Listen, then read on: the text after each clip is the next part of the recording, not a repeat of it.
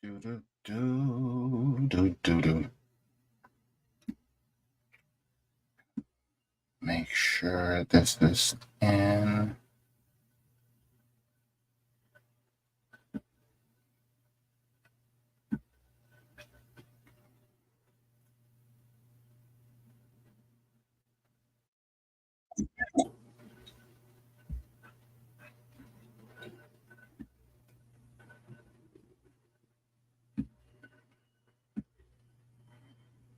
Hang on, people.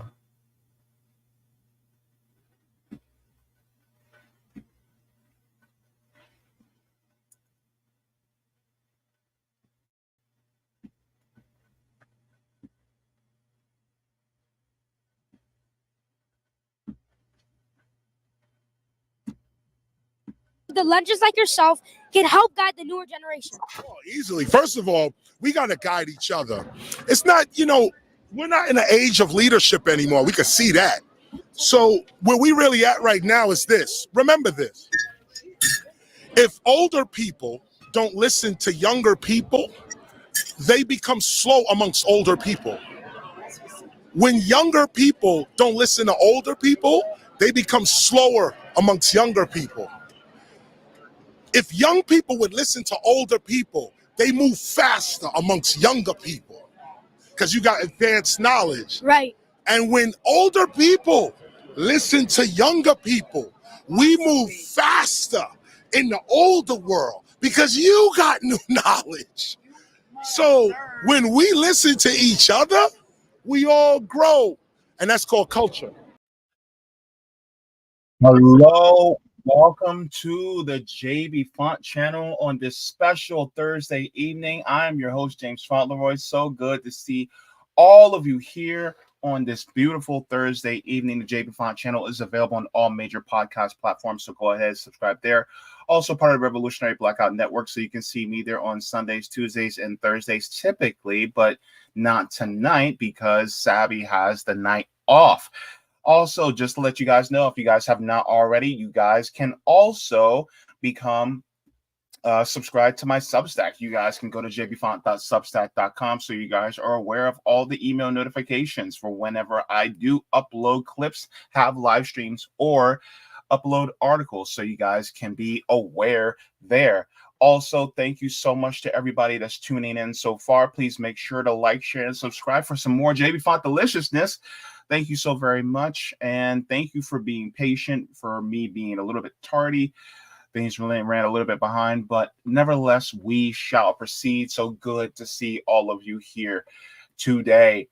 As per usual, whenever I do go live, I also like to also say hello to the people that's also in the chat. We also right now have Matt coming in saying KRS. Yes, we're going to be having a conversation about KRS-One.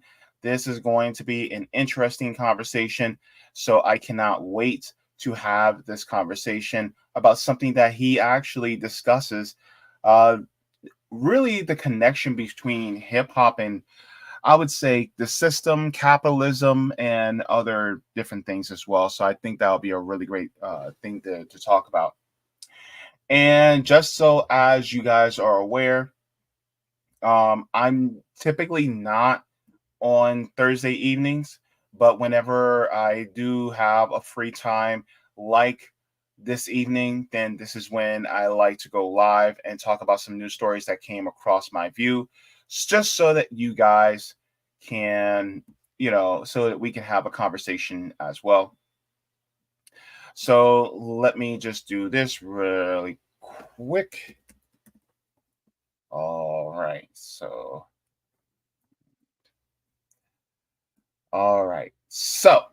now, just so that we can get into this as well, what are we going to be talking about this evening? Well, I have a few subjects. One kind of fell in my lap this morning, and I was just like, wow, I got to talk about this. So our primary story tonight is going to be F the Grammys. KRS-One actually talks about skipping out on the Grammys. So this is going to be an interesting conversation, especially when it comes to one of the biggest legends in hip hop, and why he said this, and how this is actually connected to exploitation.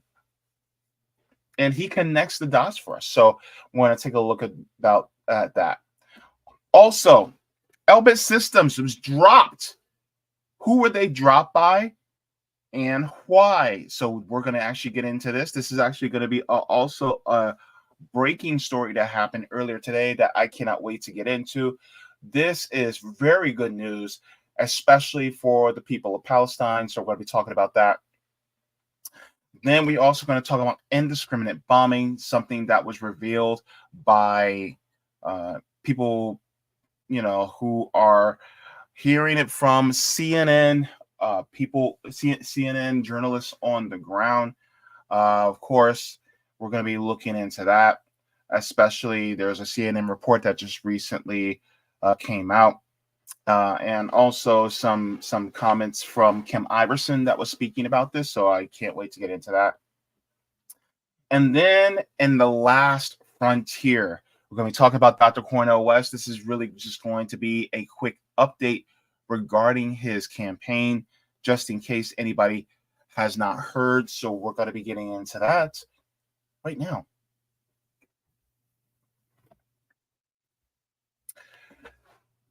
Dr. Cornel West has let a cat out of the bag, and this is proven to be more positive news for him. And so I just like to get into this. This is going to be a really quick segment, but I think it's worth noting that Dr. Cornel West has actually gotten ballot access in the state. So we're going to go to that. And Dr. Cornel West actually announced this on his Twitter page. So let me enlarge this and we will give it a read.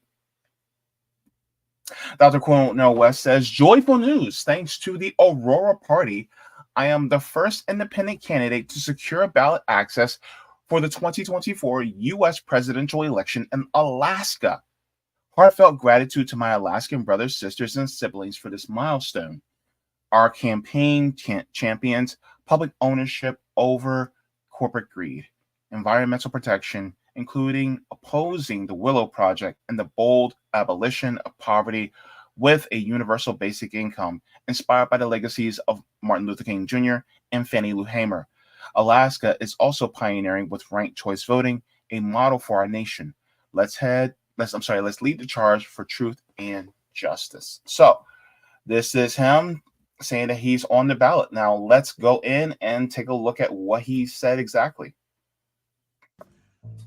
I would first like to thank my precious brothers and sisters and siblings of the Aurora Party in Alaska for putting me on the ballot from the bottom of my heart. I say thank you, thank you, thank you.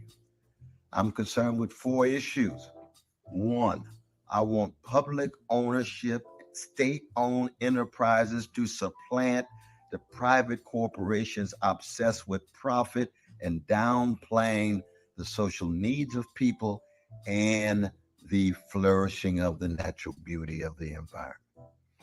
2, I want to cancel the Willow Project as but one moment in a larger vision of ensuring that there's regulations for environmental protection in Alaska.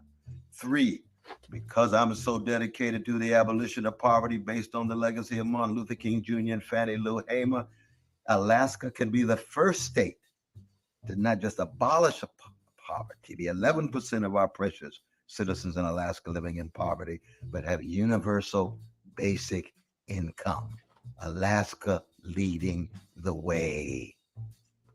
And then last but not least, ranked choice voting. Again, Alaska leading the way. A central plank in our platform, ranked choice voting. Alaska, thank you. Let us be on the cutting edge for truth, justice, and love.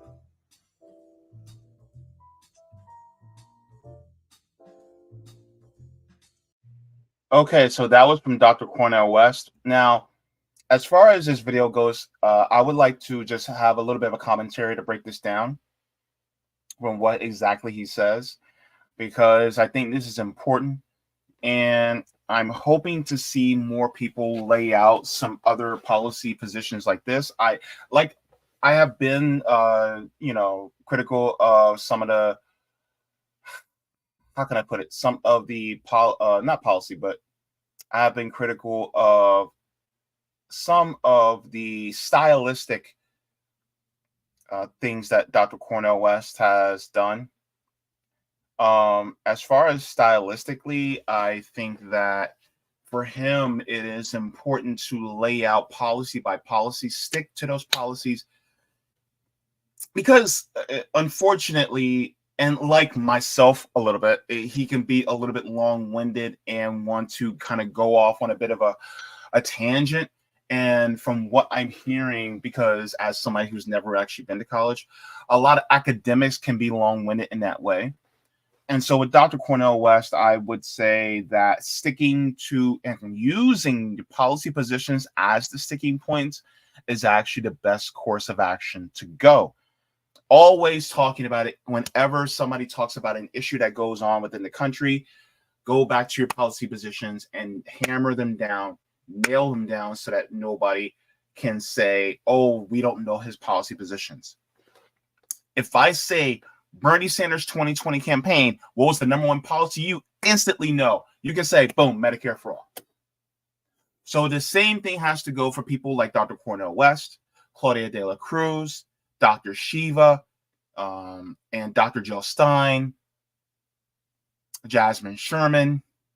These different folks, you have to know what they're about. Like, for instance, if I say RFK Jr., the moment you're going to think about is the jab.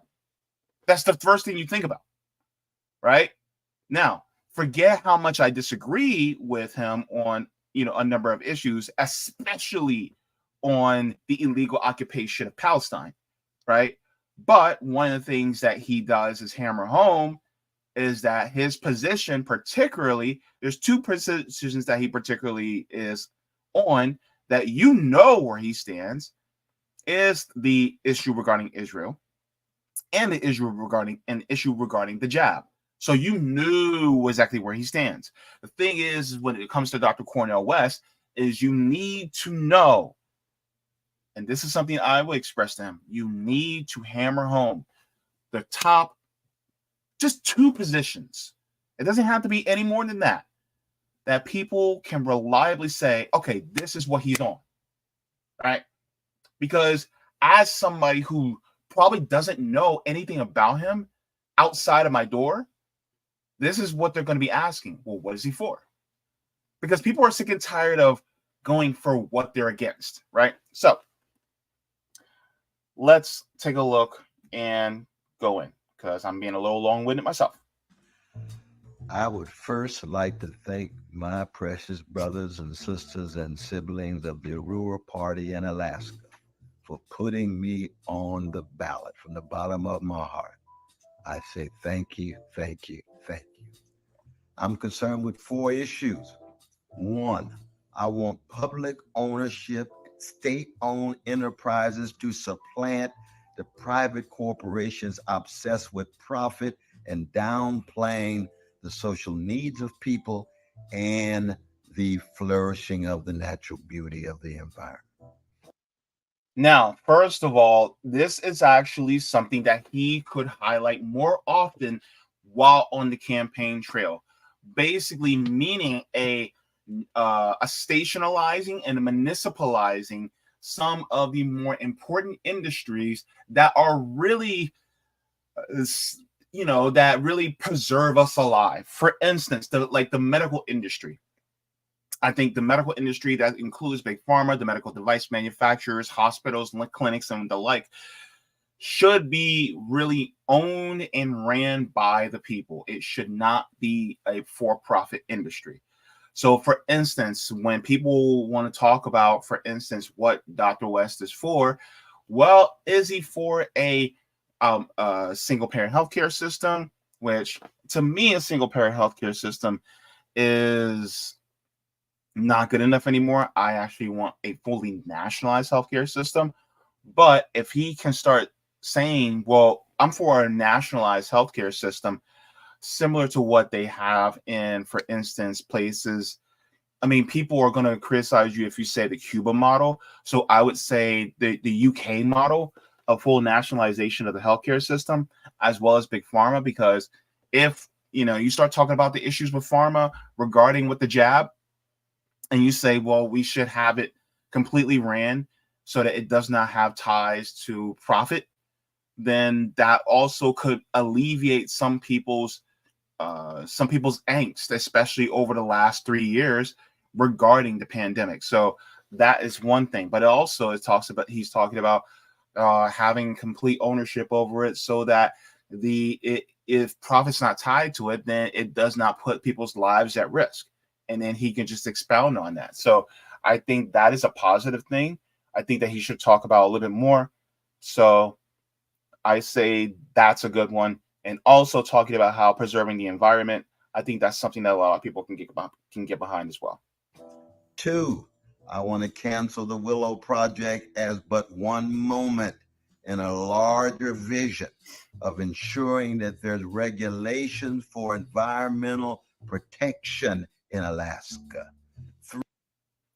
So as far as environmental protection, this is a big one, and this will be a major win, especially among younger people, especially Gen Z, as well as the emerging Gen Alpha. I think this is something that is very good to hone in on. Of course, he's got competition because he has Dr. Jill Stein to go up against, who is also big on environmental issues. So my thing is that if you're going to go hard on environmental issues as well, because yes, Dr. Cornel West and Dr. Jill Stein are, pretty much almost completely aligned on many issues.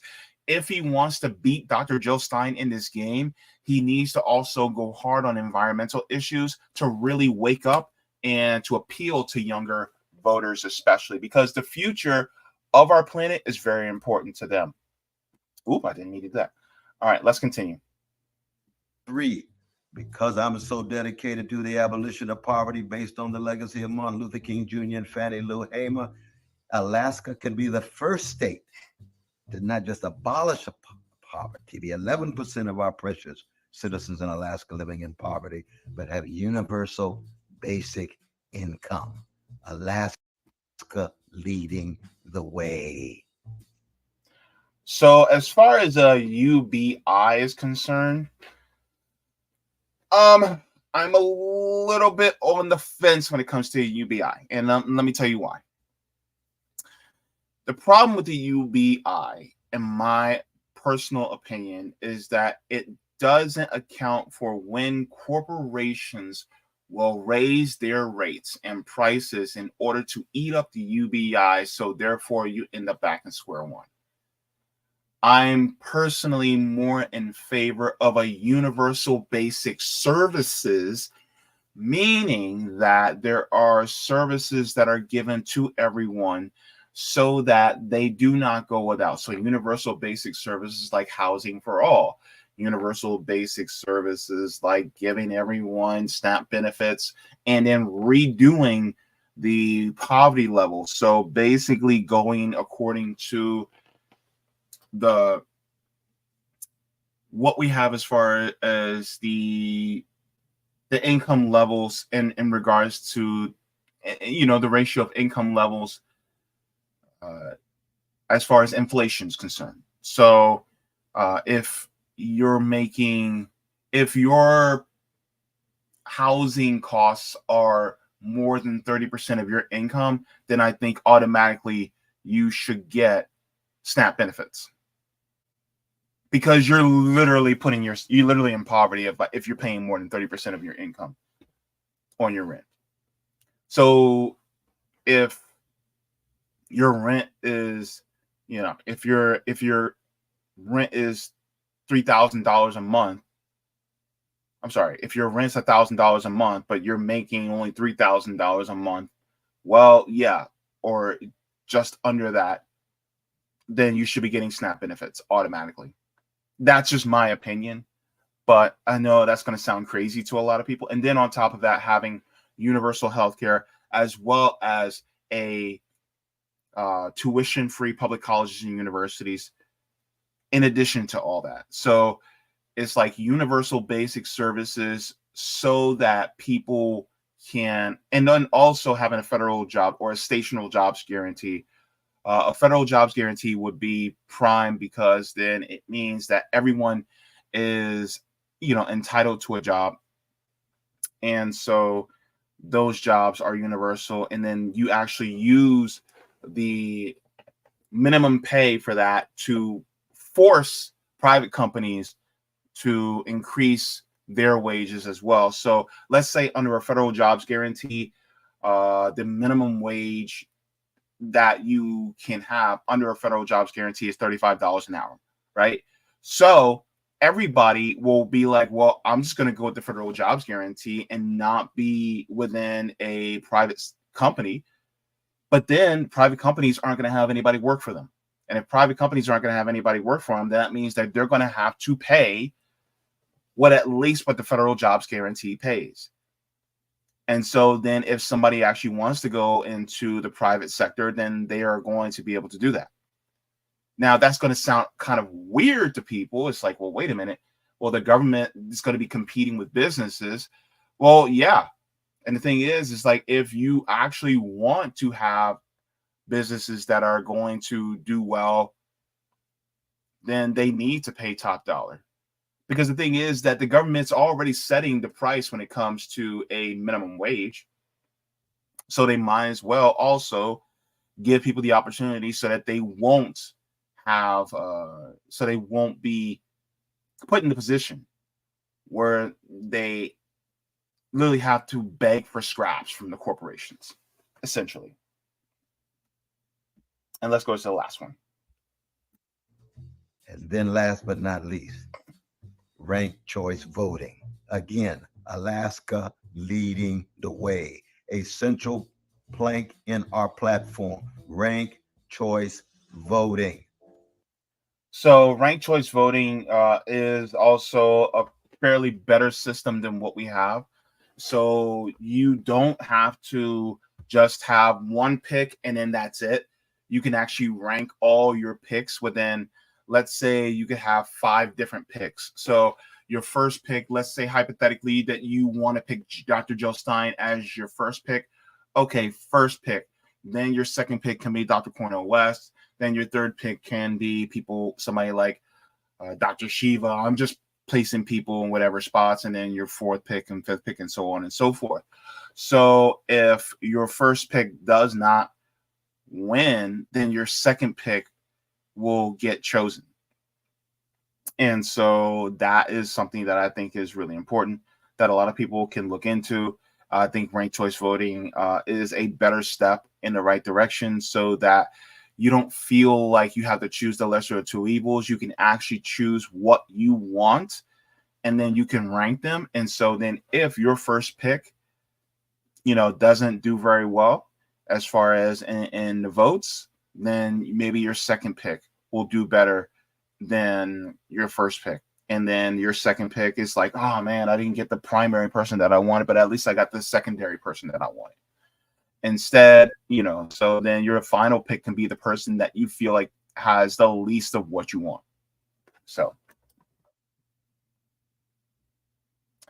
but yes, he is now on the ballot in Alaska. So I just wanted to bring that to your attention, and we shall see over the next few months as far as the ballot access and see if he makes it a little bit better. So hopefully, people like Dr. West, because my thing is like, whether you disagree with his process and how he went about things, I want to see every independent and third party candidate. I want to see them all on all the ballots because I want to see actual democracy taking place. Yes, even though I disagree with certain people on certain things, yes, democracy-wise, principle-wise, they need to be on that ballot. So I want them all to get as much ballot access as they possibly can. So Dr. West getting ballot access, win. Dr. Jill Stein having access, win. Jasmine Sherman, win. Right? Dr. Shiva being on ballot, win. Them all being on the ballot is a win in my book, because actual democracy is a good thing. In fact, I am so for democracy, I actually want to expand it to the workplace. That's how much I like democracy. Communists love democracy, by the way. Don't let anybody else tell you otherwise. So, if you guys have not, go ahead and like the stream, because I know y'all like me, because I like you too. All right, so we're going to go to the chat really quick and just talk about it. Let's talk about it. All right, so Jacqueline is in the chat saying, hi, everyone. Can't do the poll. Not sure what it's about. It's about KRS-One and his opinion. We'll be getting into that at the bottom of the show, but that's one of the things that I wanted to talk about. We'll be getting into what KRS-One said, so that's going to be an interesting conversation. So KD Lewis is in the chat saying, good evening, all. Good evening, KD. So good to see you. I would have invited you to be on, but I didn't know if you were busy or not, so I thought you were going to be busy this evening, but good to hear from you as well. Marcos says, first independent to get on the ballot this election cycle. Yep. I find that very interesting. Like, he's the first independent to get on the ballot in Alaska. I'm like, okay, well, let's talk about, New York and California and Michigan, Wisconsin, Pennsylvania. Let's talk about those states, because I would like to see, especially him, get on the ballot, and especially the Rust Belt. The Rust Belt, I think, would be big for Dr. West. Also, the Bible Belt. And here's the reason why. It's because he's a Christian. And he puts a lot of his Christian beliefs in the forefront. And I think that will jive a lot with a lot of people.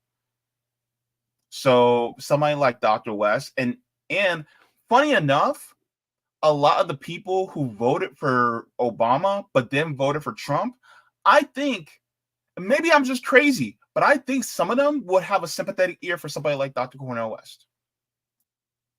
I could be wrong, though. Let me know if I'm wrong in the chat. Marco says, side note, I got mad love for you, JB. Appreciate it. Oh, man, thank you so much.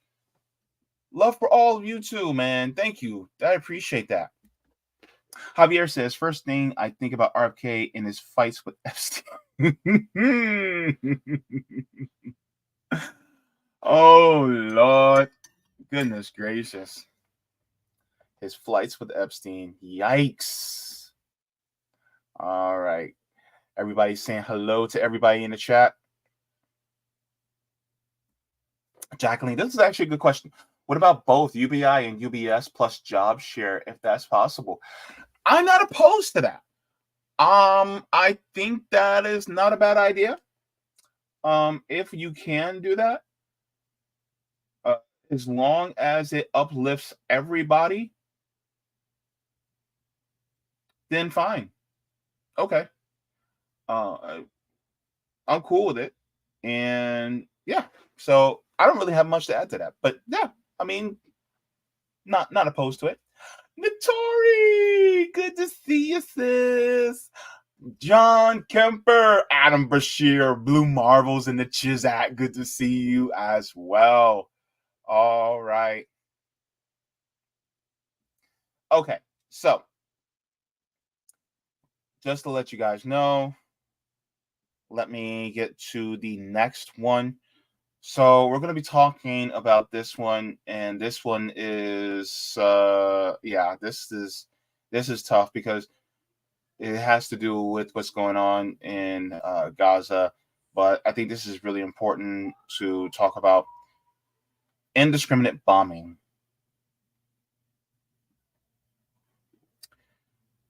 Dummy bombs. That is what Israel has been using at least half of in order to attack Hamas within Gaza. But those dummy bombs have been hitting mostly innocent civilians within that tiny little strip of land that houses a densely populated people. Let's go to this tweet by Kim Iverson. I want to get to, because she actually talks about something that I think is really important. And I just want to give a shout out to Sabby Sabs, because she showed me this. She was like, this is huge. And I'm like, you're right. This is huge. And then we can get into the article to talk about the details of it. So let me share this. All right. So this is from Kim Iverson. She says CNN was able to go into Gaza through Egypt without Israeli escorts. They're saying there is no safe place in Gaza, and the number of injured children is astonishing. They're also reporting that Israel is using dumb bombs, which are unguided and completely destroy the narrative that Israel is doing all it can to limit civilian casualties. I think this is an important point to bring out, that even people like Mark Regev was pointing out to Joy Reid when I was talking about that on Tuesday, was that he kept saying that we're doing all we can to minimize the civilian casualties. Well, as far as this is concerned, and as far as the report that I'm about to show you is concerned, that's a whole bunch of BS, because they are not doing what they can to limit the casualties. They are not limiting the amount of innocent lives that are lost within the Gaza Strip. And so this is something that I think that needs to be hammered home. A lot of people are now starting to realize that Israel really just does not care about the civilians in Gaza. And I think this is an important narrative that needs to be revealed. So this is out of CNN, says exclusive. Nearly half of the Israeli munitions dropped on Gaza are imprecise, dumb bombs, U.S. intelligence assessment finds. So let's get into it. It says nearly half of the air-to-ground munitions that Israel has used in Gaza in its war with Hamas since October 7th have been unguided, otherwise known as dumb bombs, according to a new U.S. intelligence assessment. The assessment, compiled by the Office of Director of National Intelligence and described by CNN by three sources who have it, says that about 40 to 45% of the 29,000 air-to-ground munitions Israel has used have been unguided. So I think this is very important. So let's continue. The rest have been precision-guided munitions.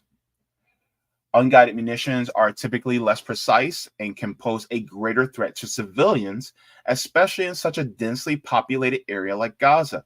The rate at which Israel is using the dumb bombs may be contributing to the soaring civilian death toll. On Tuesday, President Joe Biden said Israel had been engaged in indiscriminate bombing. So here's the thing.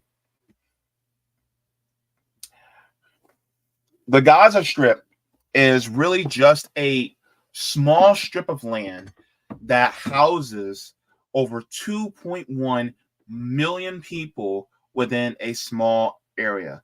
When you have such a densely populated area, it's probably one of the most densely populated areas in the world.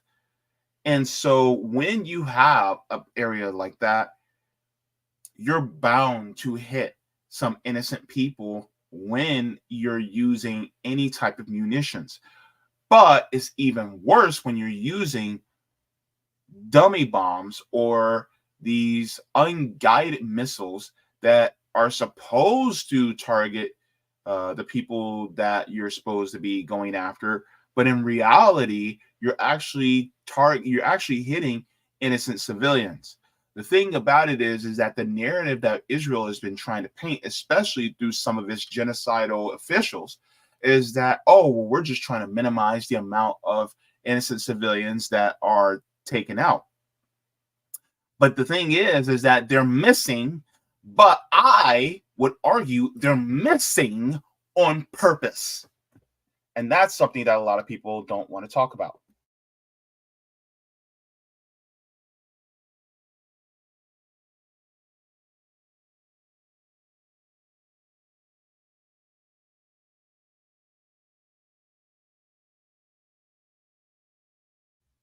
Excuse me.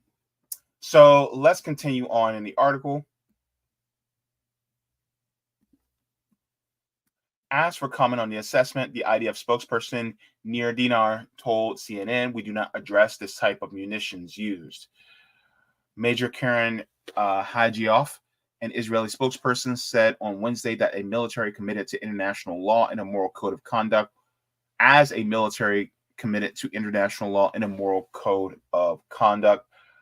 I call BS on this statement already for reasons why I spoke about on Tuesday. We are devoting vast resources, minimizing the harm due to civilians that Hamas has forced into the role of human shields. Our war is against Hamas, not against the people of Gaza. Well, you could have fooled me,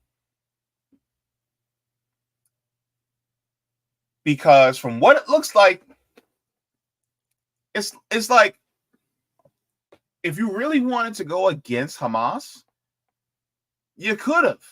You could have sent in your ground troops, but you haven't. And so now you're constantly indiscriminate bombing and targeting the people and then hoping that you'll hit Hamas. So, like I said before, this is like a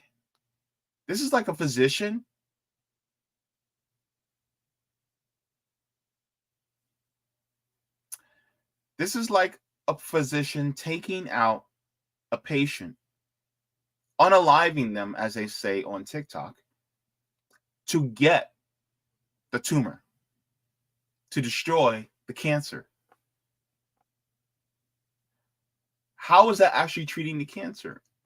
If you feel that Hamas is the problem, how is destroying the lives of the Palestinian people, how is that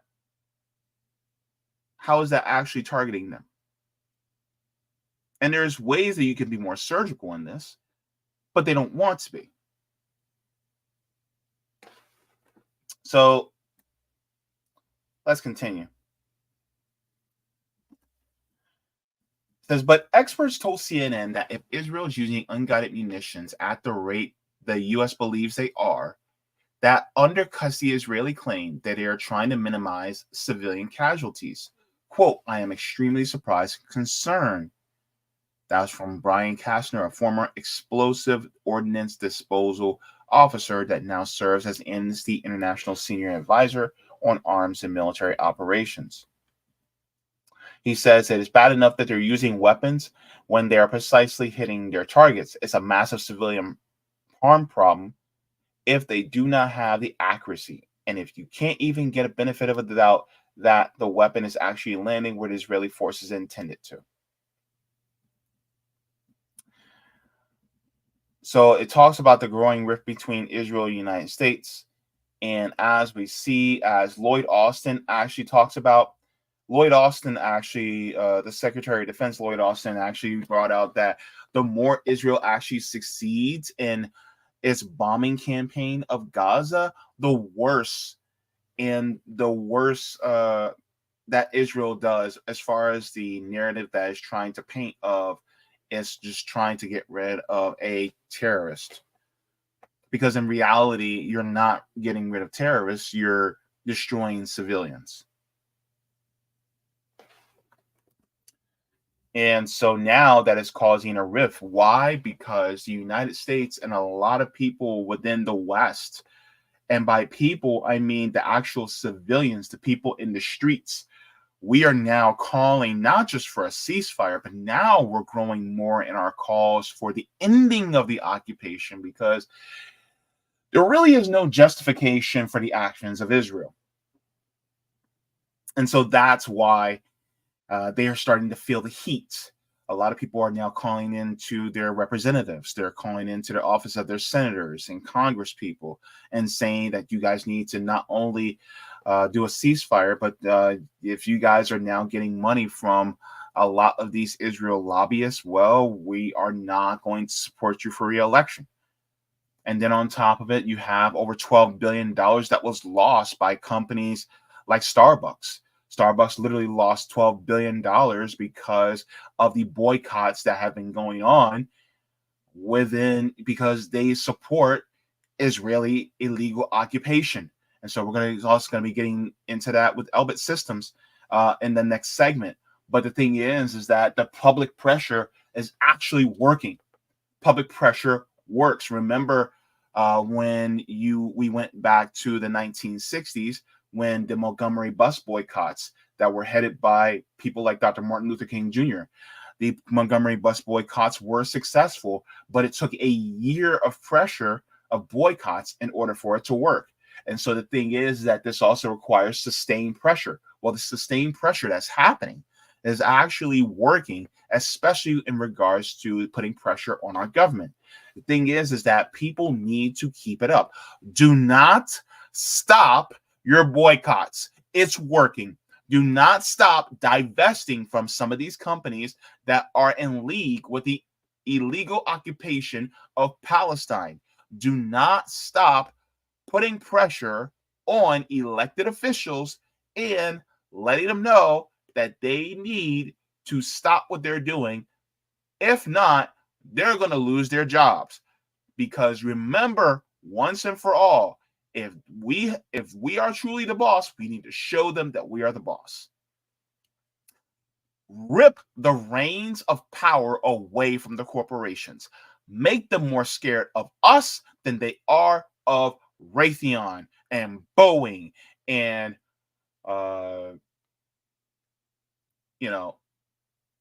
what's the name of that? Vanguard and BlackRock and State Street. Make them more afraid of us than they are of Amazon. So yes.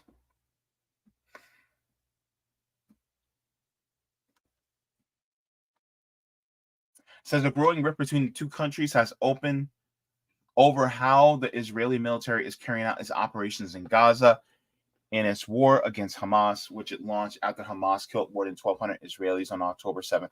It's funny about this, not necessarily funny, but what's interesting about this whole thing is that on October 7th, it was 1,200 people that were killed by Hamas, and we're literally going to almost 20 times that amount being murdered by the state of Israel. Almost 20 times.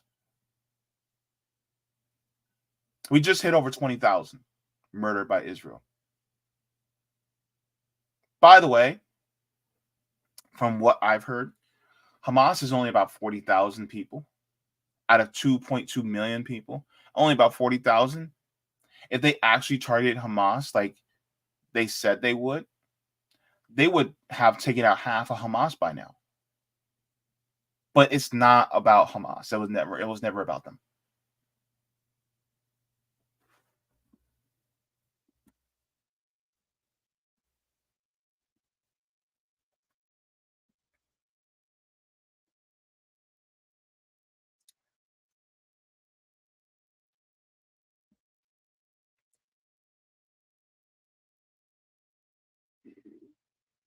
So this talks about how they're using dive bombing with dumb bombs. Basically, what dive bombing is from a aerial perspective.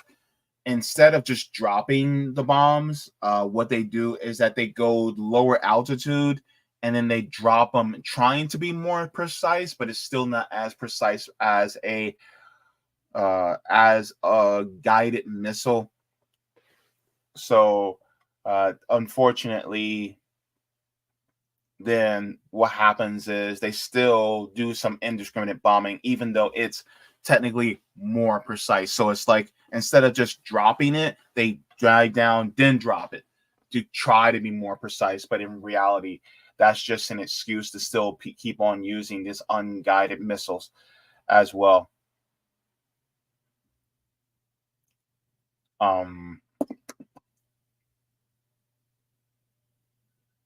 Yeah.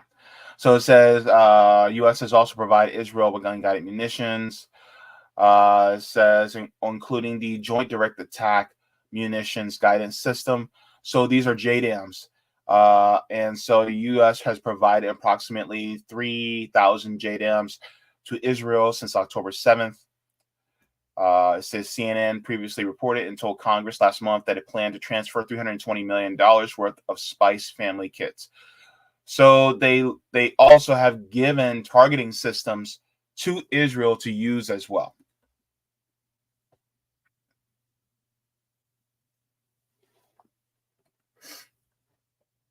So the narrative is shifted because Israel has really been sloppy when it comes to targeting Hamas. And so in regards to that, people are, you know, this really, they in a sense shot themselves in the foot. And people are waking up to who Israel really is and what they've been wanting to do. I have this this gentleman that I found on TikTok, and he talks about munitions and things like that. There are a lot more combat veterans that are also talking about what's going on in Israel, and I think that's okay. There are a lot of them that are actually speaking out against what Israel is doing, and they're speaking about what's going on in the region from a combat veteran perspective. And I think that's also very important. This is why voices like Scott Ritter are so important, because once you start to hear the strategy and what they're using and how they're going about it, then this really gives you a more accurate perspective of how Israel feels about the Palestinian people, how it feels about preserving their lives, also the proper rules and engagement when it comes to conflict, military conflict. A lot of the rules and engagement that they are in using or lack thereof really shows the morality of the Israeli military, the IDF, and or shows the lack of morality that they really have. And it really undercuts their actions, undercut them saying that they're the most moral and ethical military in the world, when in reality, it is the complete opposite. So let me just share this really quick with you guys as well, because I think this is really important. And especially if you're somebody that was a combat veteran who's anti-imperialist, I think your voice also really matters in this space when it comes to talking about these issues as well. So shout out to this gentleman. I would like to have him on. I'll try to see if I can get him on, to talk about these things. But here we go. Hey, if you're an American combat veteran and you're standing with Israel and not supporting the cause for Palestinian liberation, you need to fix yourself, because we're 5 weeks in and the grace period is over. And hey, I get it. If you question U.S. policy, Israeli policy, if you question the idea that Muslims are prone to terrorism, you might question your own service and have to get good with the fact that you sacrificed your youth and buried your friends for the sake of imperialist lies, which is cool, dude. Welcome to the club. You're in good company. Like, let's be real, guys. Come on. They're dropping 1,000-pound GBUs in residential neighborhoods. What the hell is that bullshit? In 10 to 15 years, when they do the first round of top secret declassification on this, everyone's going to be up in arms trying to pretend like, oh, no, they supported the Palestinian cause the whole time. They called for a ceasefire. No, they didn't. But they're going to wish they had, because we're not going to forget. And this conflict is also very much a war of narratives. And our role in that narrative is just to kind of be there, because it's very hard for racist special interests to paint an entire movement as terrorist sympathizers when you've got a bunch of decorated white boys. Yeah, sorry, I brought race into it, but Islamophobia is not just about religion. It's about race. And if you look at the demographics that support Palestine, it's all cultures, ethnicities, and former occupations. And then on the other side, it's just rich white men for the most part. That frigging demographics never on the right side of history. But most importantly, as combat veterans, deep down, you know, it's war crimes. And how are those defensible? Frigging shape up, dude. Jesus. So yes, this is why it's important. If you are a combat veteran, and of course, if this subject does not trigger you, because I know there's a lot of people who are veterans who may have PTSD and have different issues like this. If it is triggering for you, then of course, try to maintain your mental clarity. So shout out to you guys if you don't want to, but if you're able to, that's what I mean. Then if you can talk about these, then be more vocal about this and say, well, this is what Israel is doing on the ground. These are what my friends on the inside are telling me, and this is what is going on. Where the inconsistencies of what Israel's saying, especially Israeli officials like Mark Regev have been saying about the minimizing of civilian casualties. We all know that's a bunch of baloney. And so, show us, more exactly why it is a load of trash that they are speaking, because we see it through civilian eyes. I would like to see it through more expert eyes as well, if you guys can. So that's much appreciated. So what's going on right now, as far as Israel is concerned, this narrative that they're trying to be as careful as possible is a bunch of BS. So let's go to the chat. If you guys have not already, please like the stream. So let's go to the chat and let's talk.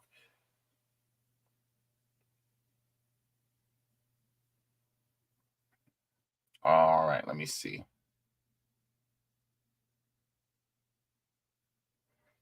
Jose Ramos says, I used to respect and admire KRS-One as revolutionary, but the second he mentioned Eric Adams and took pics with him, all that went out the window. It doesn't surprise me. Oh, I forgot about that. Oh, that's a good point. Thank you so very much. Let me star this and come back to this in a little bit when we talk about the story. John Kemper says murder is murder no matter what they say. Absolutely. Thank you so very much. Jacqueline says, so these bombings of hospitals have been accidental, have they? Exactly. See, here's the thing. And I go back to my interview with Professor Anthony Zinkis when he was talking about they're trying to destroy the soul of Gaza. It's not just destroying the soul of Gaza, it's also trying to destroy the future of Gaza. Because when you have as many children that they have murdered in that region, it is the future of Gaza, because they do not want any person who is a child now to grow up and contest the illegal occupation that they are doing in trying to take the land from the Palestinians. So this is exactly why, because it's basically the Moses story. They're basically saying that they want to destroy anybody that's young, so that when they find out what you did to their land and stealing it from them, then there's nobody to contest it. There's nobody to say that's my land and you guys stole it from us. There's nobody to fight against the illegal occupation of Israel and say, you stolen my land. And here's the crazy part about it. A lot of people don't think about. Yes, they're trying to go after Hamas, which Hamas is basically a Palestinian resistance that has its principles in Islam, right? They are, in a sense, not very secular in that way. But here's the thing. There's not just Hamas. It's not just Hamas. That's also a Palestinian resistance organization. There's also other Palestinian resistance organizations that are also fighting as well against them. Here's the thing. It may be Hamas today, but guess what? There's going to be another Palestinian resistance organization that's going to be fighting against the state of Israel if this continues. And guess what? A lot of these little kids are going to wind up being in those resistance organizations fighting against Israel. And so it's going to be a different group by a different name that's going to be demonized in order to say, oh, we have to go after insert group here in order to be able to save Israel. And the thing is that when it comes to going after these groups, they are trying, it's a demonization process. Ultimately, the question remains, do an occupied people have the right to resist illegal occupation?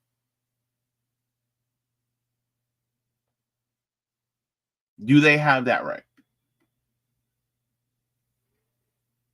The Geneva Convention says yes.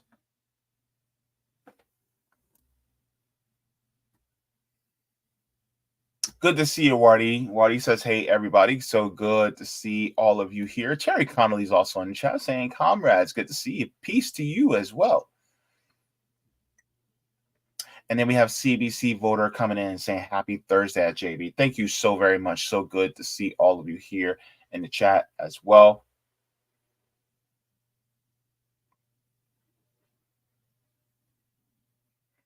Let me see. Let's go to the chat on The Rock as well, because we have some comments on The Rock. I want to make sure I get.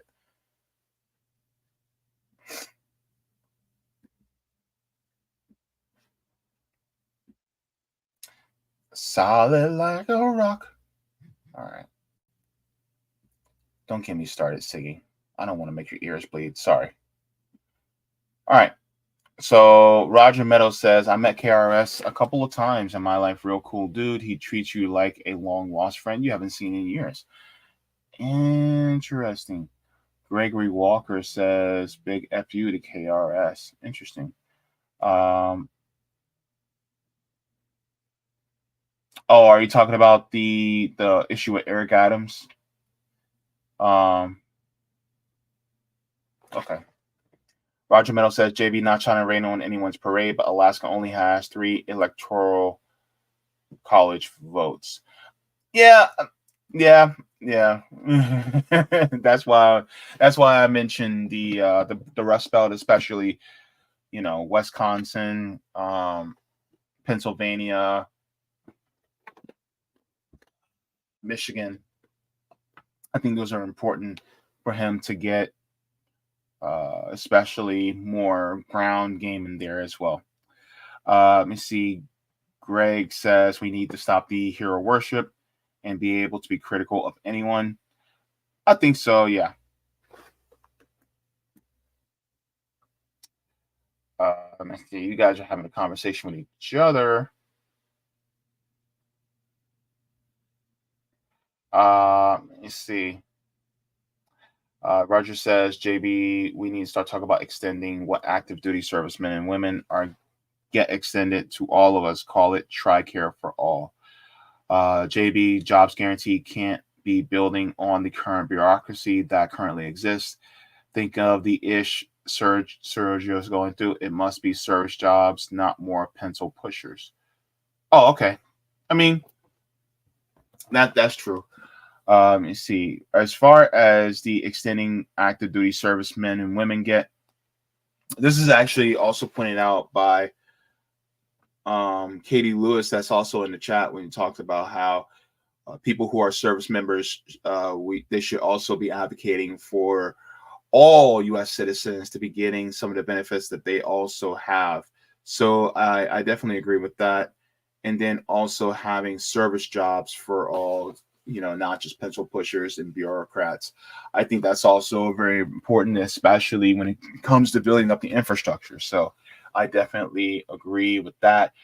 Greg says universal trade school programs. I am also hugely in favor for that, because when it comes to school and education, I think that we have an oversaturation of college degrees and an undersaturation of vocational programs within this country. So yes, I do agree that we should also have tuition-free public vocational and trade schools as well. I think that we should have a huge push for those trades so that we can also help build up the country from a infrastructure level and perspective. So I think that is also very true. So yes, Greg Rogers says that's how my ancestors coming out of slavery were able to build the whole towns from scratch before the Klan burned them all down. And unfortunately, yes, the United States is funding Israel. Says, don't forget, JB, that the attack Israel did target Israeli citizens that were also on October 7th. Basically, yes, anything that moved. Probably no way to count how many civilians were killed. So a lot of the civilians that were actually killed, this has actually been documented that were, it wasn't from Hamas, it was actually from Israel. They actually had the helicopter footage that was actually shown as well.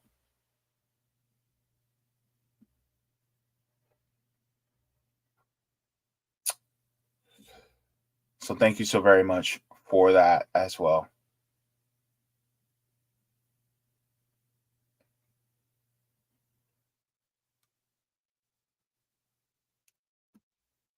Wait, Jimmy was live?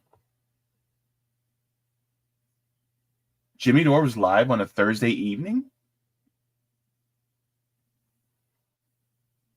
Okay. Thanks for letting me know, gamer. Appreciate it. I had no idea.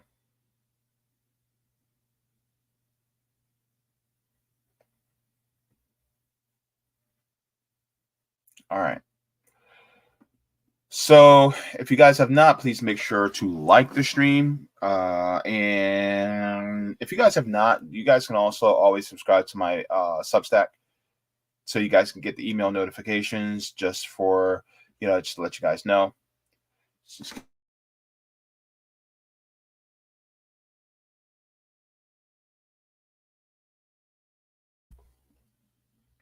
All right, so what are we going to be talking about next? So we talked about that. So we're going to get into now this. Elbit Systems dropped. This is going to be a really interesting story because, of course, it's not looking good for this weapons contractor, this weapons system manufacturer. So Elbit Systems. Now, I'm going to be honest with you. I had no idea what Elbit Systems was before October 7th. I didn't. And don't feel bad if you didn't know. Because the ones I'm familiar with are with Lockheed Martin, Honeywell, Raytheon, Northrop Grumman. These are the ones that I'm familiar with. Why? Because they are American weapons manufacturers. Elbit is an Israeli weapons manufacturer.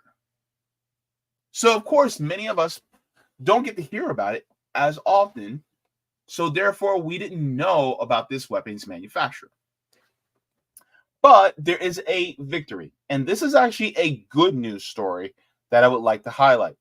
And so this kind of goes in conjunction with what was actually going on. And so, wait, hold up. They unfollowed me? Hold up, wait a minute. Twitter is savage and just horrible. Ooh, they unfollowed me from these people. I was following Palestine Action, right? They had, whoa! They had over 200,000 followers. Now they're down to 147? Hold up, wait a minute. They were over 200,000 followers this afternoon. The hell? Oh, these people are. Elon is savage. Elon needs to stop. Elon needs to stop with this BS. I was following this group.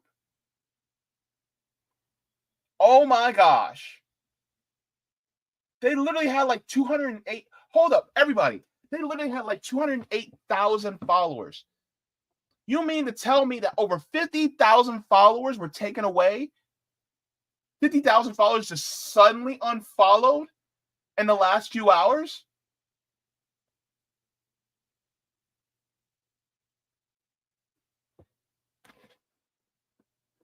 Free speech, my ass.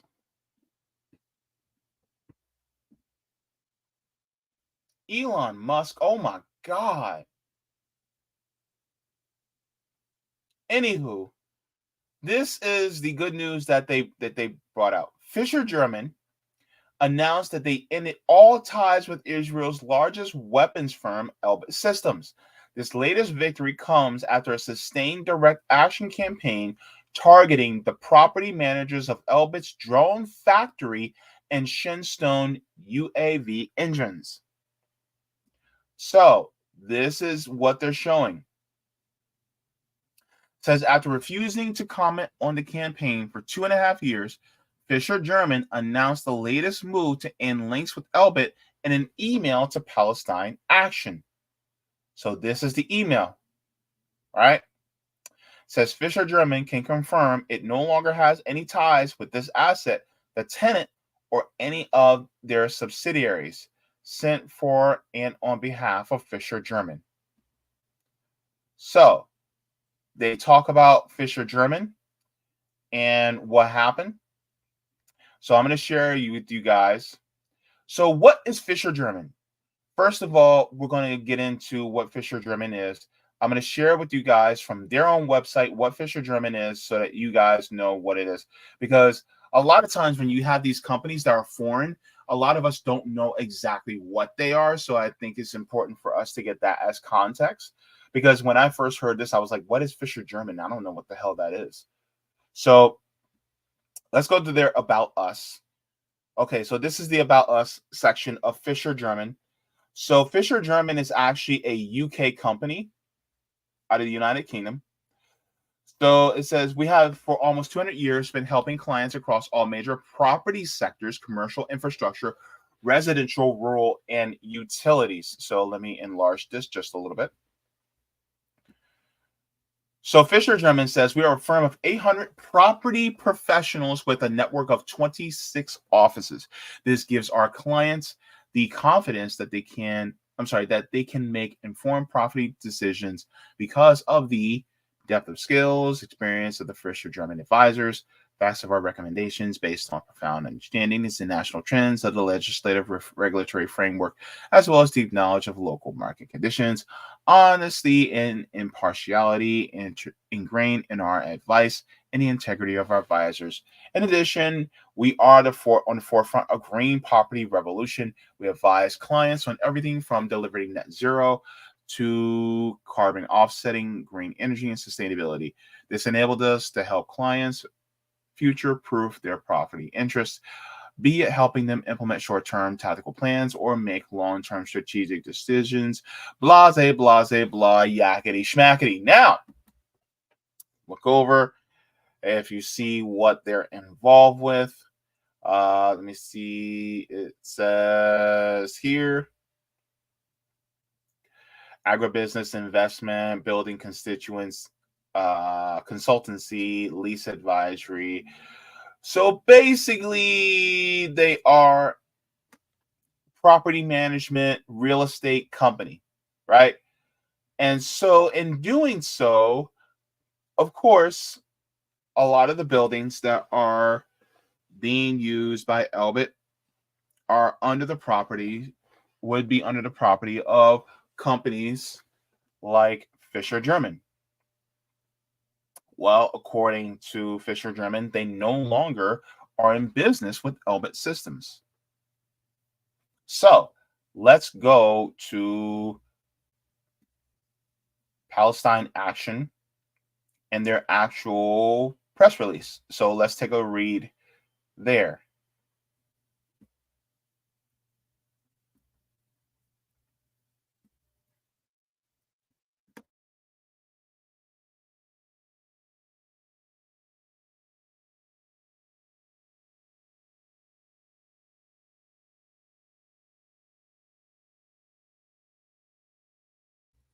All right, let's take a look. Let's scroll down. Ooh, this is small. Let's enlarge so that everybody can see it. All right, gather around, children. Says Palestine Action has received confirmation that the property managers for Elbit Systems Shinestone drone factory, Fisher German, have cut ties with the Israeli arms manufacturer. Having sent confirmation to Palestine Action by email yesterday, Fisher German's decision follows on the tail of a similar announcement by Elbit former recruiters IO Associates, who dropped Israel's largest weapon maker after a campaign by the Direct Action Network. The real estate giant confirmed that they no longer hold any ties to Elbit Systems or the ties of their subsidiary UAV Engines Ltd. and Shenstone. UEL designs and makes engines for drones, describing its products as engines for various tactical UAVs, target drones, and single mission platforms. The factory is a crucial subsidiary of Elbit because it produces the engines to the Hermes 450 drone. Whilst once a surveillance drone which provided the Israeli military with targeting information, the Hermes 450 has since been equipped to carry missiles. It is said to be the backbone of Israel's spying and targeting missions. It has been used for attacks on civilians and targeted assassinations in the 2014 assault on Gaza, and will certainly be used in the Israelis' current genocide of Gaza. Fisher German has been made a target due to his complicity in these heinous activities in their former facilitation of Israel's weapon trade in Britain. Says as part of an ongoing campaign against the complicit in Elbit's business of bloodshed, Palestine Action has targeted Fisher German dozens of times.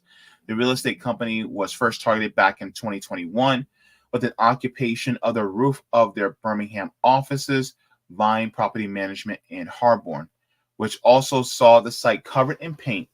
These activists were eventually found not guilty in court of the resulting charges. The same offices were then hit with 5 covert actions over 2022, with activists breaking windows and dousing the property in red paint, marking it with a symbol of the bloodshed by the company's Israeli business partners. Fisher German temporarily abandoned the Birmingham premises in August of 2022. So, as far as what's going on in regards to Fisher German, this is a good thing. Basically meaning that the buildings which are housing the construction of these drones, they are severing ties. They're saying, nope, we cannot be tied to you guys anymore because this is bad for business. So this is what it is important. So a lot of these companies that are now seeing, like for instance, if you know of businesses that carry a lot of what's going, of the weapon systems, like let's say hypothetically there is a real estate company that houses Northrop Grumman or Lockheed Martin, and they don't actually own the buildings. Well, do you know of a campaign that you can do in order to pressure these businesses to no longer do businesses with like the Lockheed Martins and the Northrop Grummans and all these other companies? And so then that makes them think twice about doing businesses with companies like Elbit. Or if you want to, there's also a lot of people that are now stopping weapons that are being sent to Israel. There's like, for instance, there's different shipping companies that are delivering weapons to Israel, and now there are people who are working on these ships that are delivering these, and they're now saying, well, my conscience is being conflicted because now I don't want to send these weapons to Israel, but at the same time, it's like, it's my job. So now what do I do? Keep it up. Keep up the pace and letting people know that, no, we will not stand here and allow what's going on in Gaza to continue to keep happening. And this is what Palestine Action has done. And I just want to clap it up for them because the thing is that this is what it's all about. This is, you're literally saving lives by getting in the way of what Elbit Systems is doing. So I just wanted to also bring this to you guys as well, because this is also very big news. A great big congratulations to Palestine Action. And also make sure that if you are on Twitter, please make sure to remember that you are still following them, because I just noticed while I was live that they have had over 50,000 people unfollowed from them. So please make sure to do that. So I'm going to put their link in the chat for their page. So check to make sure that you're still following them, because there is some BS afoot with Twitter. So please make sure to do that. So I'm going to go to some of the comments in the chat really quick.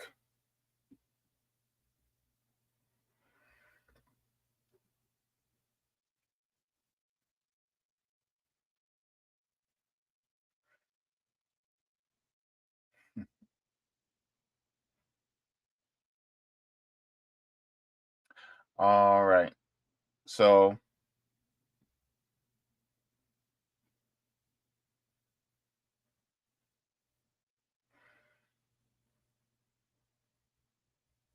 interesting. Killier Grigor says, I was auto unfollowed for Russell Brand, Jackson Hinkle, Jimmy Dore just randomly unsubscribes. Wow. Interesting. And yes, Gamer says, yep, social media can automatically unsub you without you knowing it. That's crazy. Waddy says, I think they pulled this trick on Palestine Action a while back. Auto unfollowing. Yes, in fact, this was a few weeks ago. And in fact, we actually led a campaign, because the thing is that they would go to like over 100,000 and then they would get dropped back down to 10,000.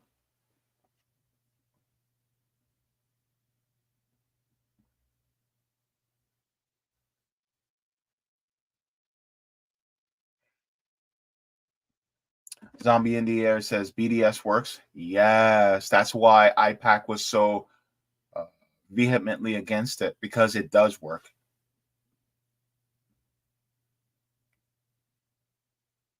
Sheila B says, close my Twitter when that whack took it over.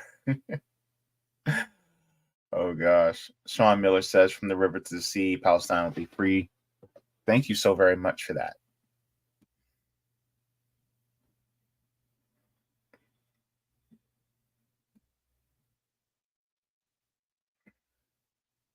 Jacqueline says, I've been followed by a load of bots on Twitter recently. Sorry. Yeah, I get a load of bots on there as well. It is crazy. All right. So we're going to go to our primary story. But if you guys have not, please make sure to give the stream a like and share as well. Before I get into the primary story, I would just also like to thank everybody who's also a patron on Patreon as well as on Coffee. For without you guys, I would not be able to do this work. You guys make this channel operate. So thank you so very much. If you guys have not already, you guys can go to my Patreon as well, so that you guys, and just to let you guys know, I'm also demonetized. So if you guys would like to, you guys can donate to Patreon, or you guys can make a random donation to PayPal if you so choose. Just to let you guys know, I would just like to give a big shout out and thank you to new patron on Patreon, Eclectic. Thank you so very much for becoming a new patron on Patreon. Now, if you wish, then you can also become a patron on Patreon. I can go over the tiers here. So let's go over the tiers. Let's enlarge this. And so you guys can become JB members: Solidarity, Comrade, Jaybefaunters, Super Jaybefaunters, Super Duper Jaybefaunters, and Mega Jaybefaunters. So thank you so very much to all who are become patrons on Patreon, because your boy's demonetized. So the next story and our final story for this evening is going to be F the Grammys. He said it. He said it.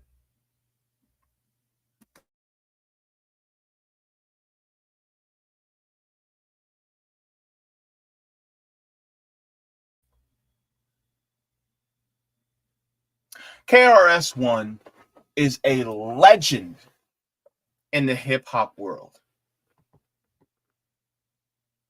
A prolific and prodigious lyricist in a generation. One of the most popular.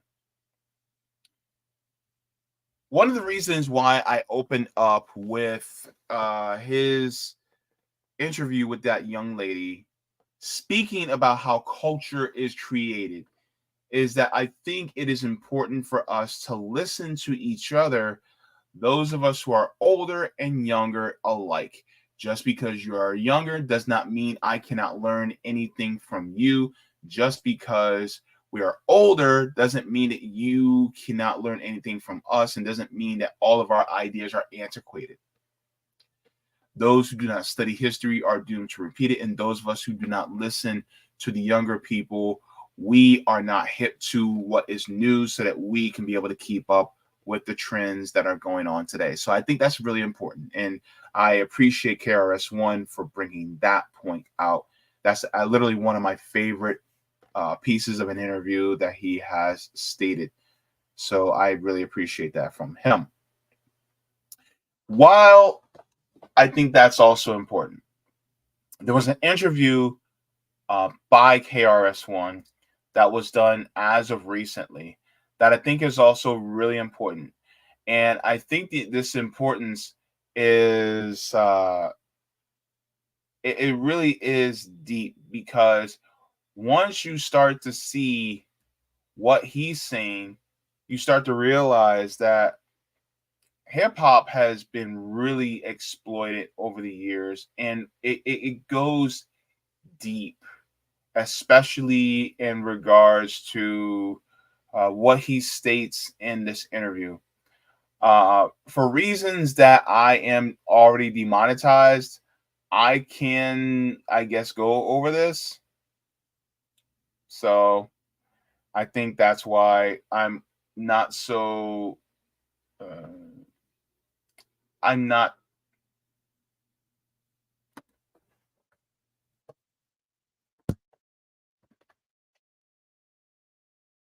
The video is just removed. The video that I had up that I was gonna share was just removed. Really? Oh my gosh. This video was fire too.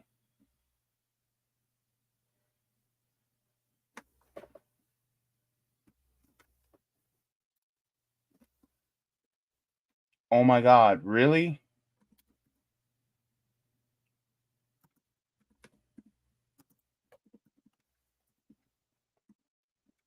That was removed?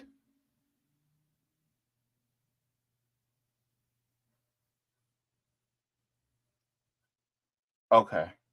Okay. I got it. I found another one. Okay. Hopefully this is, I don't know what happened, but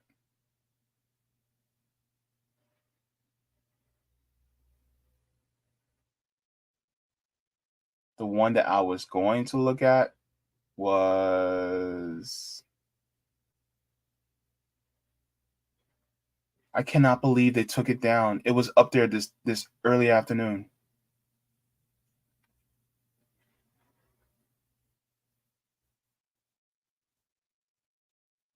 Wow.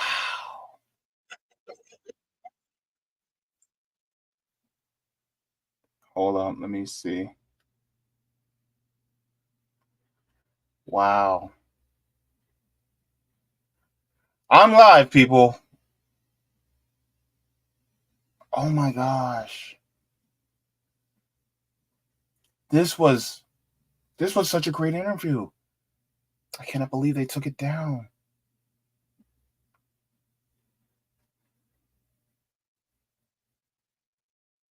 All right, let me see what I can do. Can't believe this.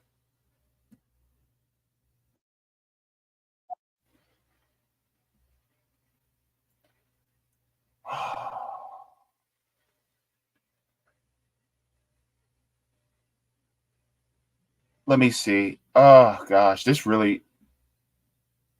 Holy crap. All right. They took the video I was going to share down. It was just raw. Just. All right. Hopefully, this is some semblance of what he talks about. All right. Let's see. Rappers were there. Very respected rappers were there. But it wasn't hip hop. Because hip hop would have got on that mic and said, fuck the Grammys. You dissed us for 49 years. Now that would have been in a rhyme. What's up, everybody? This is the world famous Ed Lover, and you are watching Forgotten Kings TV. That's right, Forgotten Kings TV. Come on, son. Earlier today, rap legend KRS-One went off on the Grammys Hip Hop 50th tributes. That's right, y'all. In a recent interview released earlier today, KRS-One explained why he turned down the invite to perform at the Grammys Hip Hop 50th tribute. Of course, KRS-One took the invite as disrespect, saying that the Grammys waited 50 years to finally give hip hop its proper respect and acknowledgement. Now, remember in the beginning, when the Grammys first, revealed the hip hop category, they didn't even want to put that part on television. All right, at first they were going to call it the pre-show. They were asking artists to show up to the event a couple hours early. You know what I mean? That's how disrespectful they were to hip hop. And here we are, 50 years later, they got Will Smith, right, finishing the night, performing Summertime with all the legends behind. How convenient, right, for Will Smith, saying just over a year ago, he pretty much was blackballed by Hollywood, as they would say, over the Chris Rock slap. So I can understand why Will accepted the invite to perform at the Grammys.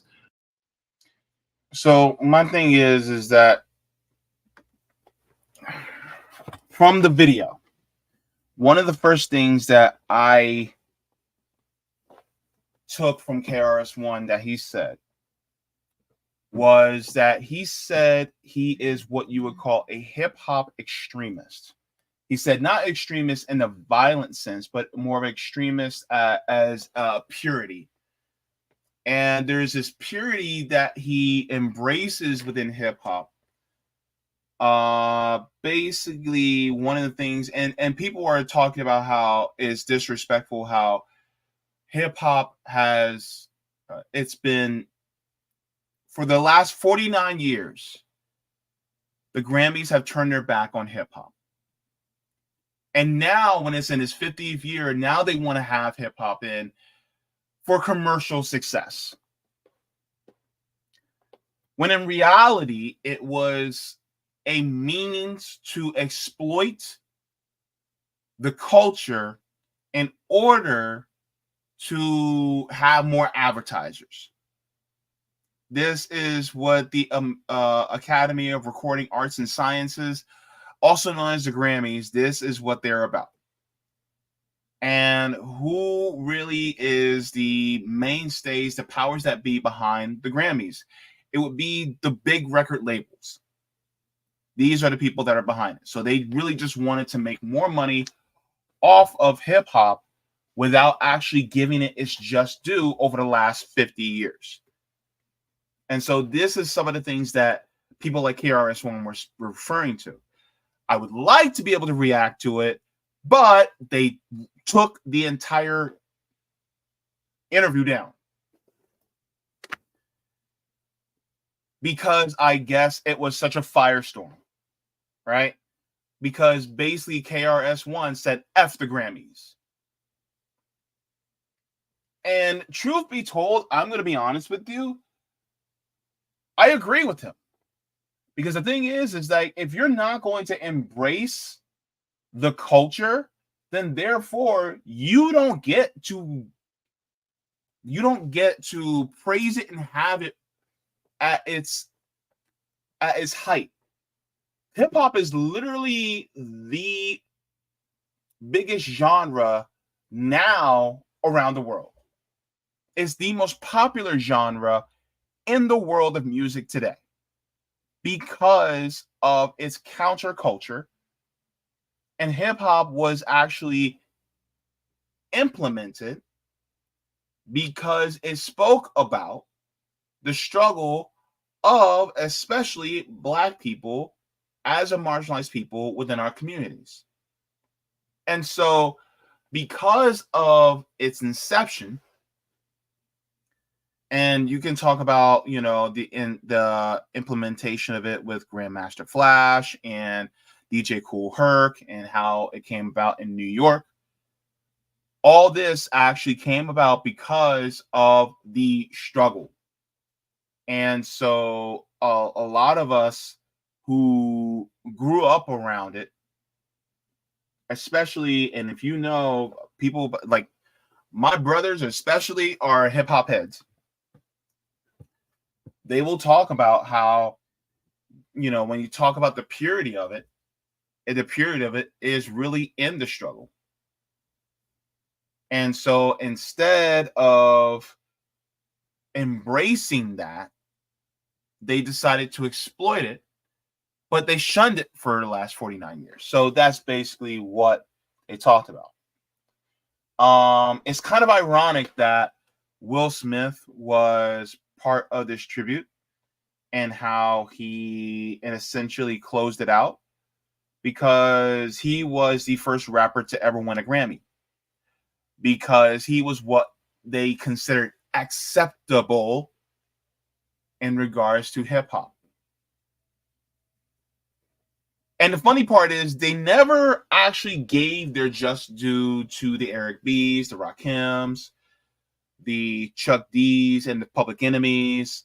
They never gave it to KRS-One. Why? Because they actually were counterculture to the system that put Black people in the position that they're in. That is the reason for it. Because when you go according to the rappers that were actually more conscious, that didn't necessarily go the route of the gangster rap, then of course that was counter to the systems that they wanted to keep in place in order for us to stay subject to the systems that we have. So I would like to continue with this. We'll just see where this goes. Hip hop 50th performance, man. Like I said, it's just unfortunate because there are some of our artists, right, the OGs, the legends, who never got the opportunity to perform at the Grammys. So this was their big moment, right? After all of the years of hard work and sacrifice, no matter where you work in your field, you want to be acknowledged, for the hard work. And this is how situations like this pit our people against each other. So even back. So this says Kool Moe Dee, by them already an elder statesman in hip hop. The irony was we were boycotting at a time they were finally acknowledging us. A much better strategy and a much bigger hip hop move would have been for everybody to go to the Grammys and make our case. Back then, when the initial boycott started, I'm pretty sure, all of the artists, I'm pretty sure they weren't all in favor of the boycott. I'm pretty sure some were like, what, let's, use this moment, this platform to really, push the message out there so that people can understand what hip hop really means and what it stands. So one of the things I also wanted to bring out, and I'm remembering some pieces from the interview, was that KRS-One was LL Cool J actually begged KRS-One to attend, and KRS-One said no, because he said he's such a hip hop purist that he cannot attend an event where there is no hip hop. they did not embrace truly the DJing, the MCing, the breaking, as well as the graffiti. They did not truly embrace it. They were not going to truly embrace it. He said there were rappers there, but hip hop wasn't there. So that was one of the things that he actually talked about. It's sad that that interview was actually taken down. I'm actually pretty pissed about it, to be honest with you, because it was such a wonderful interview, and I wish that that person had kept it up, but I'm not exactly sure as to why was taken down. But unfortunately, it says video unavailable because it was removed by the uploader. And it's sad because this was a wonderful interview. I think that so many people should have been able to see. It was at like 15,000 views by the time I saw it. But let me see if I can find. I was trying to find one where it continued to show what he said more of. Hang on, let me take a look at this. Oop.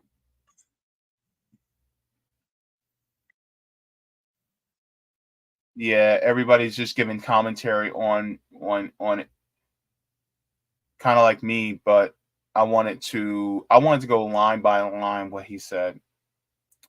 Damn. I cannot believe they did this. Why in the hell would they take it down?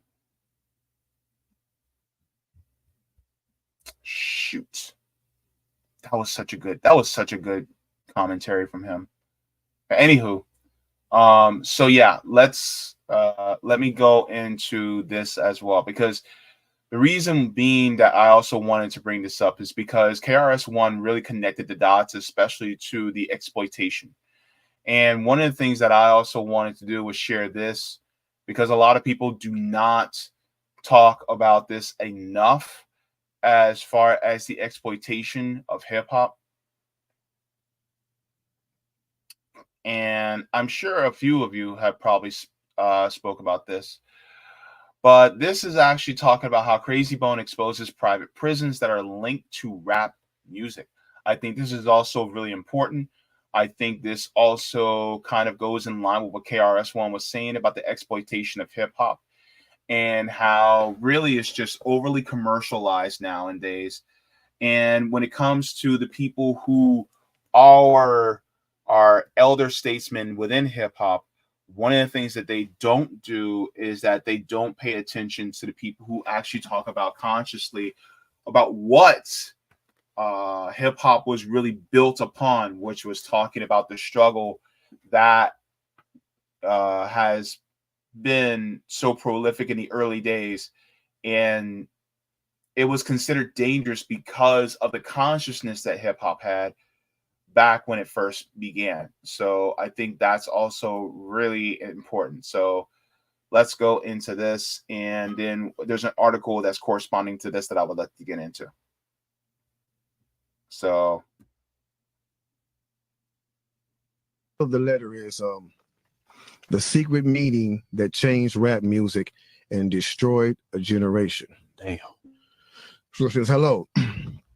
After more than 20 years, I finally decided to tell the world what I witnessed in 1991, which I believe was one of the biggest turning points in popular music and ultimately American society.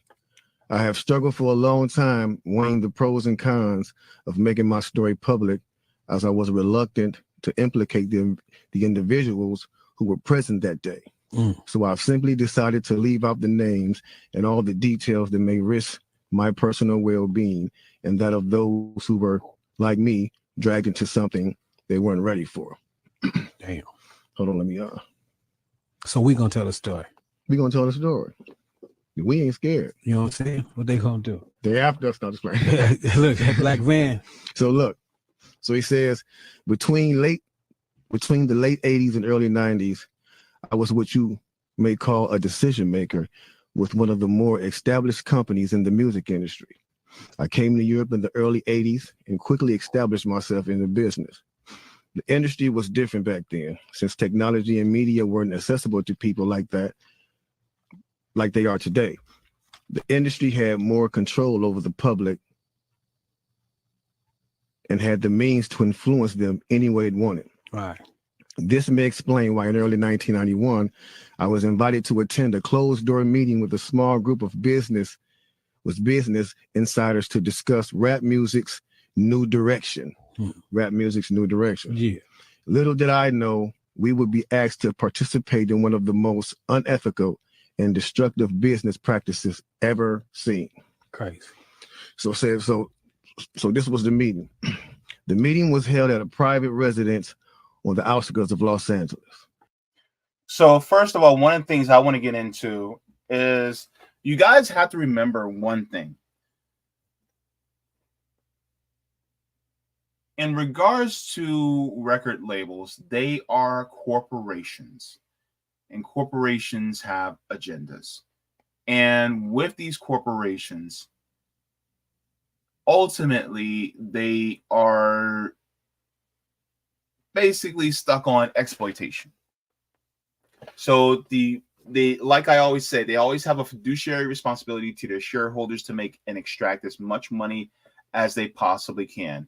And they want, in order for their money to go long, they have to have industry shaking hands with each other in order to create something that is almost like an automatic effect, right? So as far as what Crazy Bone is reading in this letter is really starting to bring out how really our media companies are tied to what is going on within the hip hop industry. And when we talk about corporate media is also involved in music. And so I think that a lot of people just do not put this into perspective. They don't think about this until it's brought out.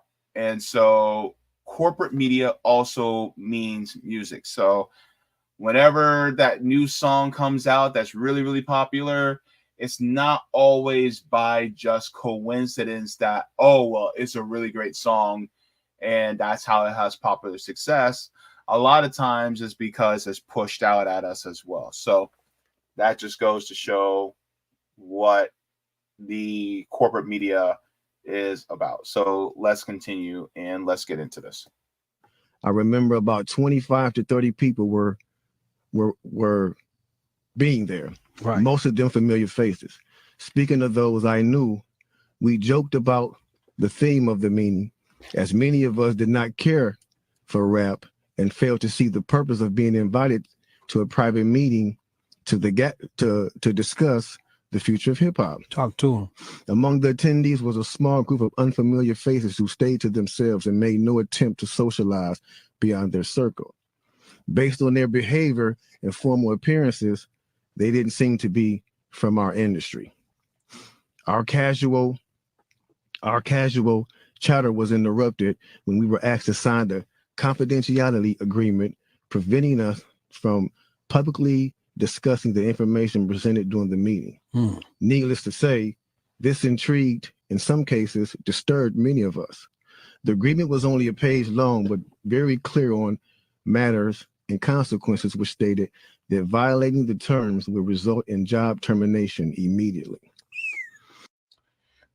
So that's how you know things were serious, because they were basically saying, if you say anything that was said in this room, you're losing your job. You will never work in this town again. I think that's an important point to also bring out, is that it's like, well, what's so sensitive that it would destroy the narrative that they're trying to create? Has to be something negative. Can't be anything positive, really. So, yeah.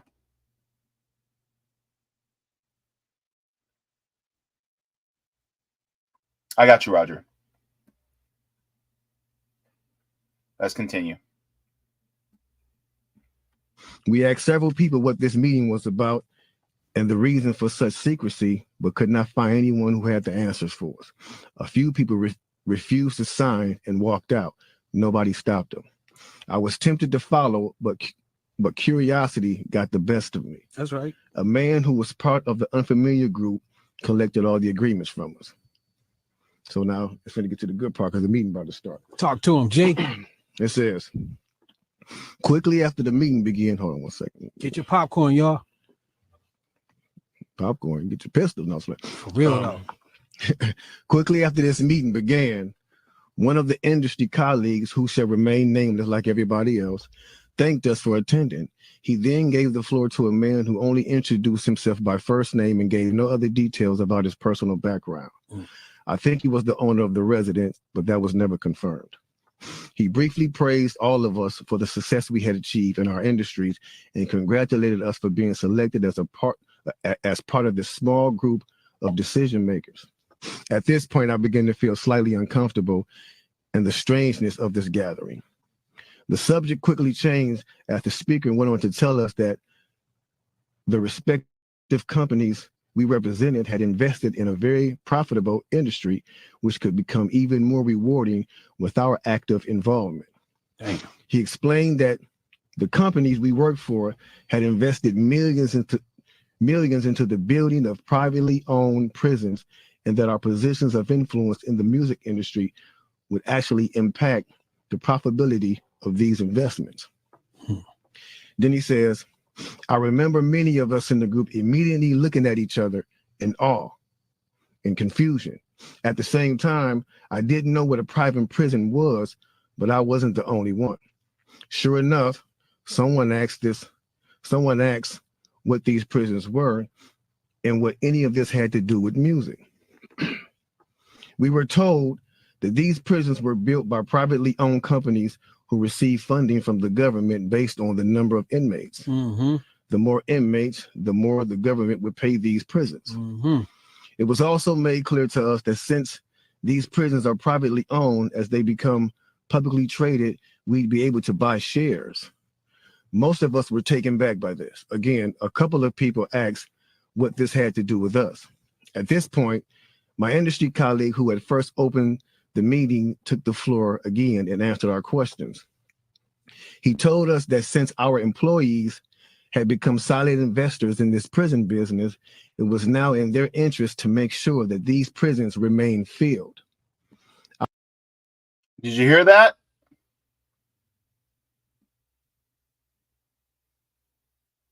It's within the interests to keep these prisons filled.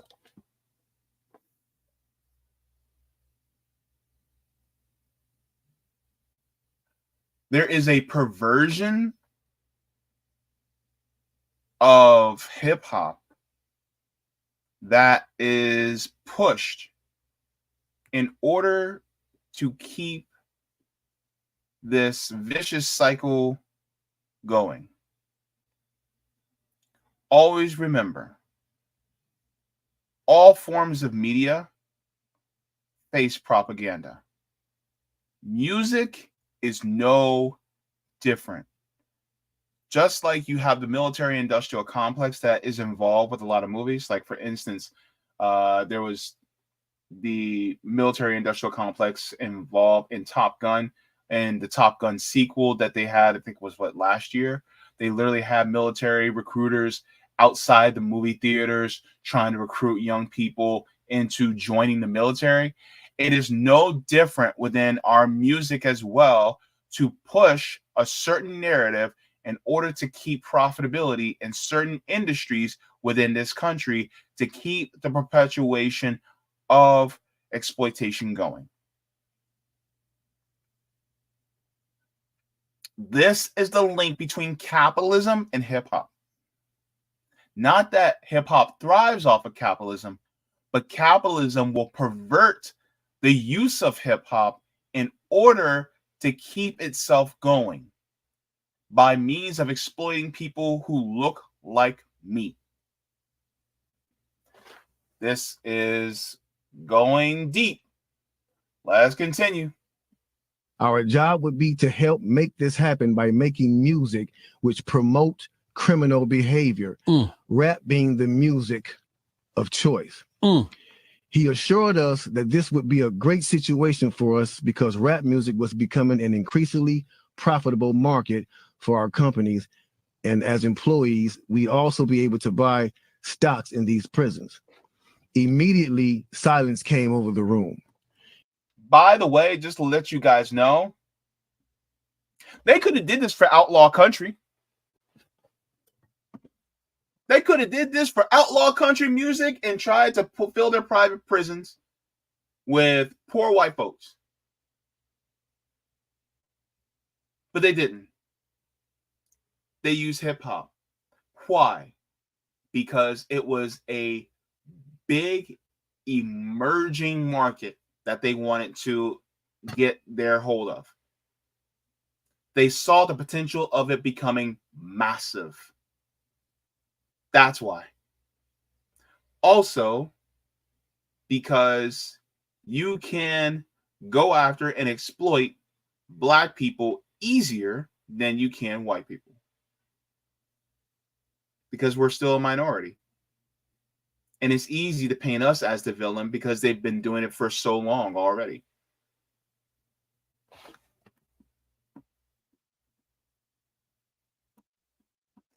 You could have heard a pin drop. I remember looking around to make sure I wasn't dreaming and saw half of the people with dropped jaws. My daze was interrupted when someone shouted, "Is this a fucking joke?" At this point, things became chaotic. Right. Two of the men who were part of the unfamiliar group grabbed the man who shouted and attempted to remove him from the house. A few of us, myself included, tried to intervene. One of them pulled out a gun, and we all backed off. They separated. That's how you know shit is serious. That's how you know. When somebody gets upset and then firearms are drawn. This is real gangster shit. That's what this is. Make no mistake about it. The real gangsters are people in corporate America. The real gangsters are people that are in $10,000 Italian suits that got yachts. They're billionaires that you don't even know their names, that they don't want you to know who they are. Those are the gangsters. Those are the ones that are actually exploiting us.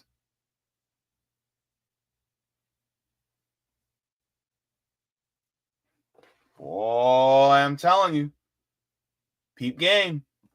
Separated us from the crowd, and all four of us was escorted outside. My industry colleague who opened up the meeting earlier hurried out to meet us and reminded us that we had signed an agreement and would suffer the consequences of speaking out about this publicly, or even those who attended the meeting.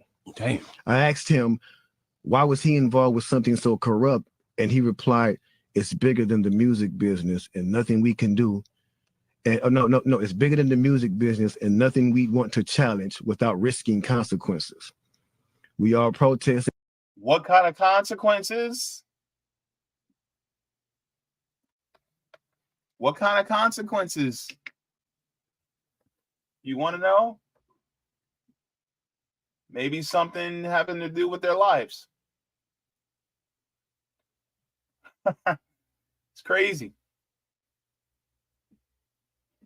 Said as we walked back into the house, I remember word for word the last thing he said. It's out of my hands now. Just remember you signed an agreement. He then closed the door behind him. The men rushed us to our car and actually waited until we drove off the property. Now, just to let you guys know, here's the thing. They signed an agreement. Who owns the courts?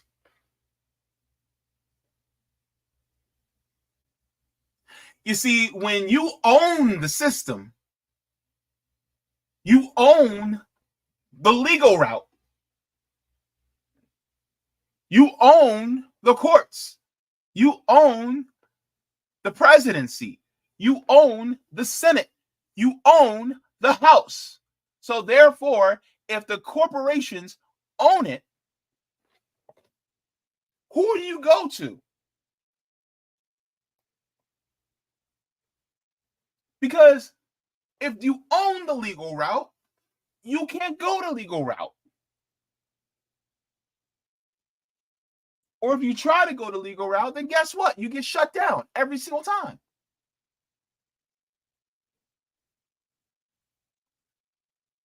This is why that's why you can have them sign an NDA. You can have them sign these contracts. And then guess what? Something happens. Well, you sign a contract.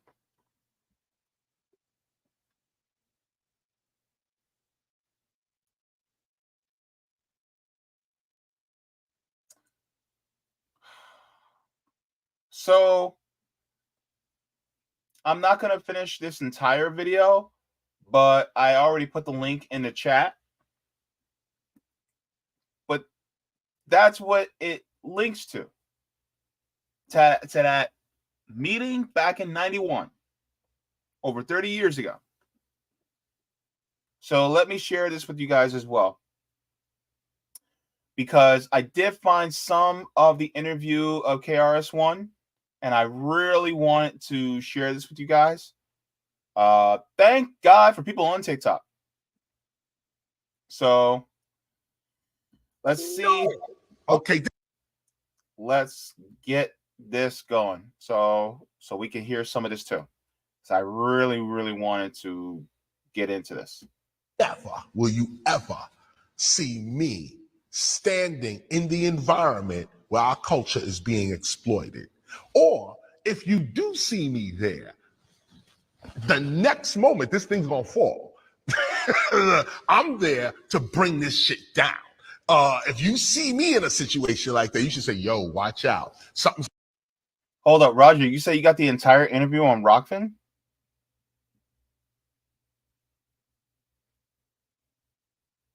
Hold up. Let me go to Rockfin.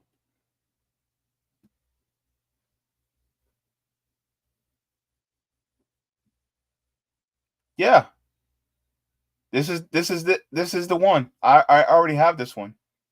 Yeah, this is the one this is the one I was talking about. This is the one I'm already playing. This is the one on TikTok. I got you, Roger. Thank you.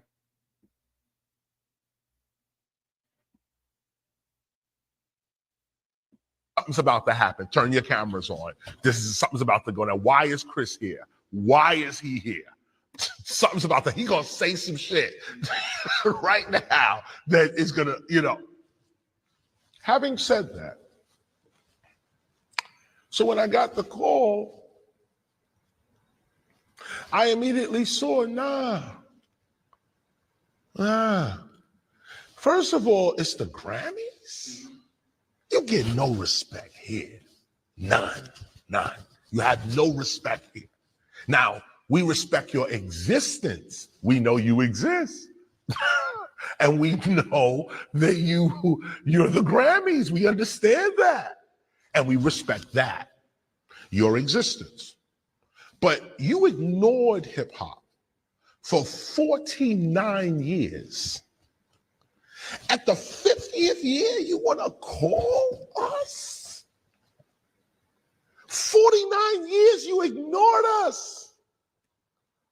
The 50th year, that's when you call. You couldn't even call on 47 and gear it up to at least 50, okay? At least get us into 47. No. You wait till the 50th year to want to call hip hop's authentic teacher? Nah, you don't get that privilege. I refuse to show up. Y'all go ahead and play games with yourselves.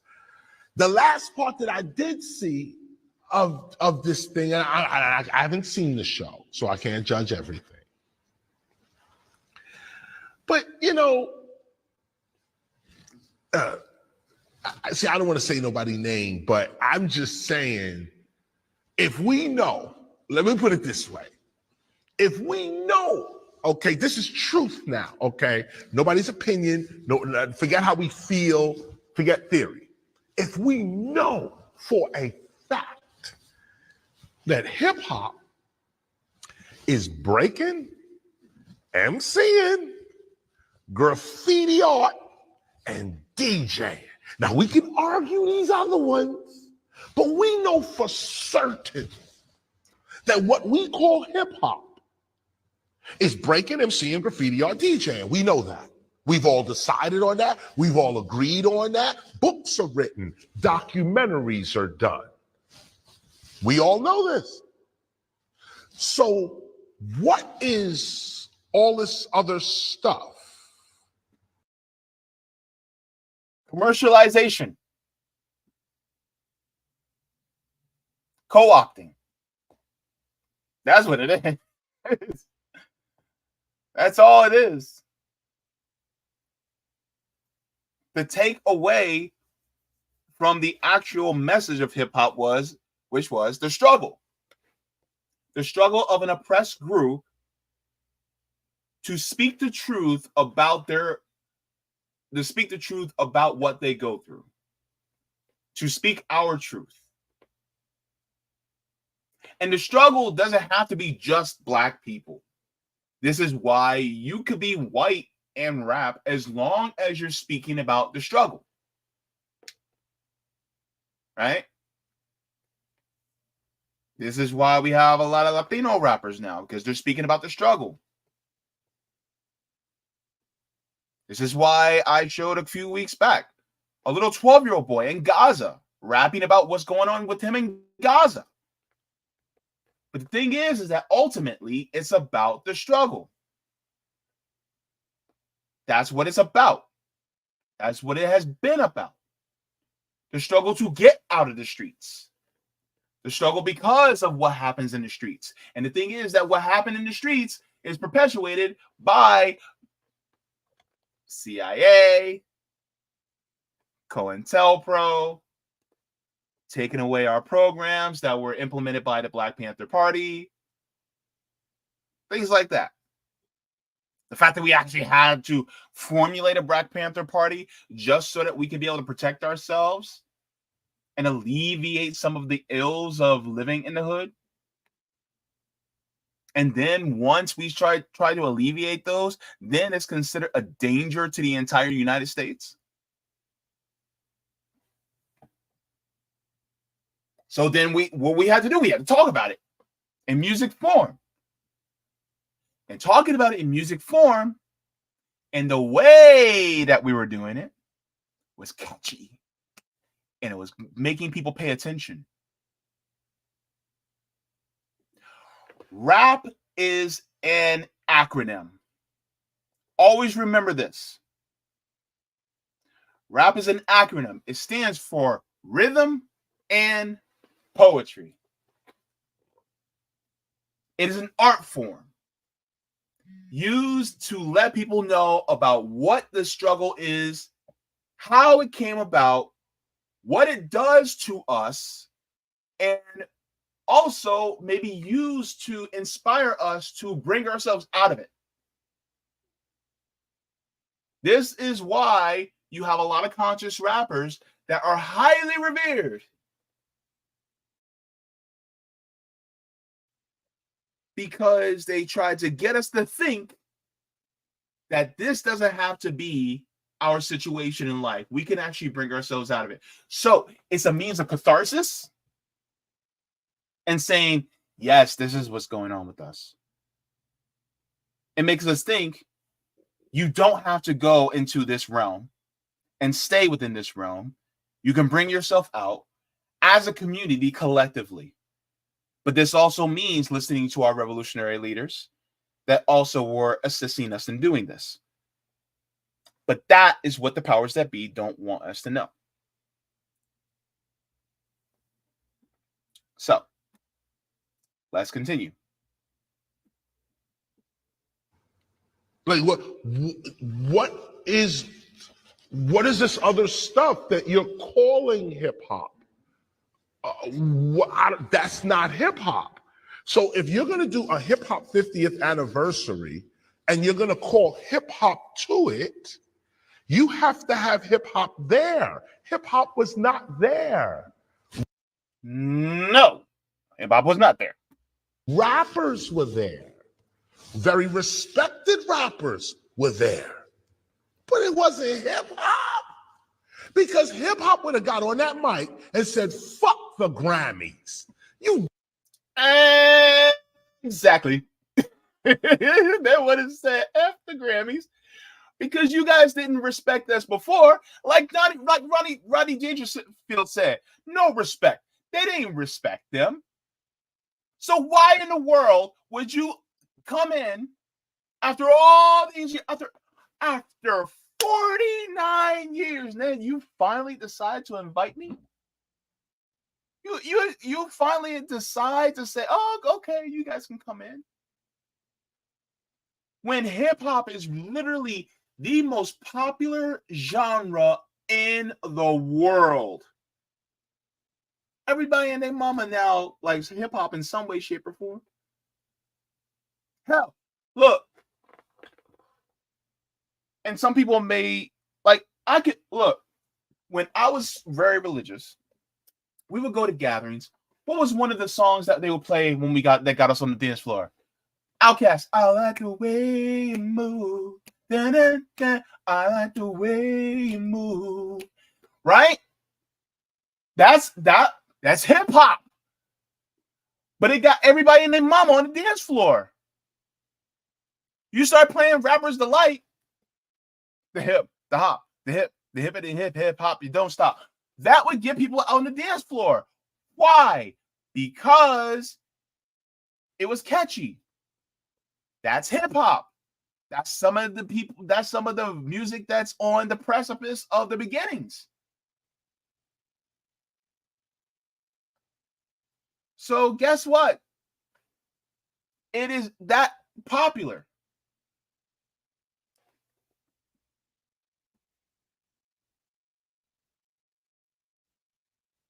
Let me continue.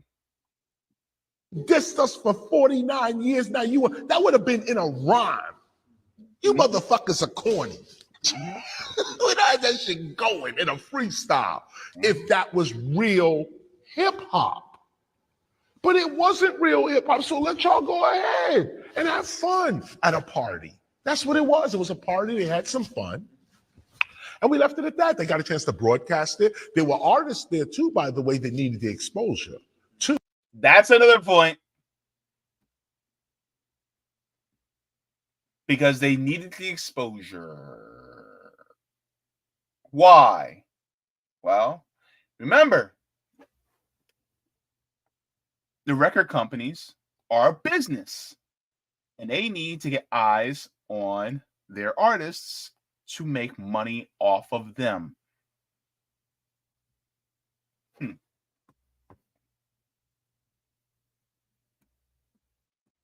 Too, I will say that.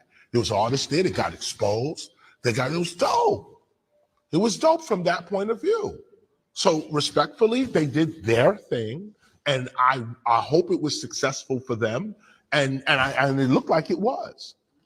But it was not hip hop. And this is what I mean by this as well. If I'm not there, it's not hip hop. And I don't say that arrogantly. I'm not saying that arrogantly. I'm saying it truthfully. I'm the first person to say I am hip hop. I brought the philosophy into existence. I'm hip hop's first teacher. I'm its first philosopher. These are facts. I'm not bragging. I'm not saying that. In fact, a lot of what I'm saying is a burden, to be honest with you, okay? But let's just go with what we know to be the truth. So if you're not dealing with the truth, you ain't dealing with KRS. And they're not dealing with the truth. We know hip hop is breaking MC and graffiti or DJing. So what is all this other stuff y'all doing? There's all, and not even entertain me with breaking then. Entertain me with graffiti art then. You're not even entertaining a real hip hopper. You're just exploiting the culture so you can sell commercials to a gullible white audience. Boom. That is what it is. To sell to a gullible audience. And that's what it's all about. And that's what I mean by the exploitation. And that exploitation also is used to further to make us continue down a dangerous trend so that they can keep the prison industrial complex churning. So now that we got that in, gratefully somebody put some of it on TikTok. I wish they could have put a little bit more, but that's the huge chunk of it. I want to go to this. All right, let me see. Okay. This article here. So this article was interesting. So it says hip hop and prison industrial complex conspiracy revealed. This was back in 2013. It says Golden Underground TV recently released an interview I did with him late last year. I got a bit animated at the end. Only so many interviews in a row I can handle being asked about Chief Keef.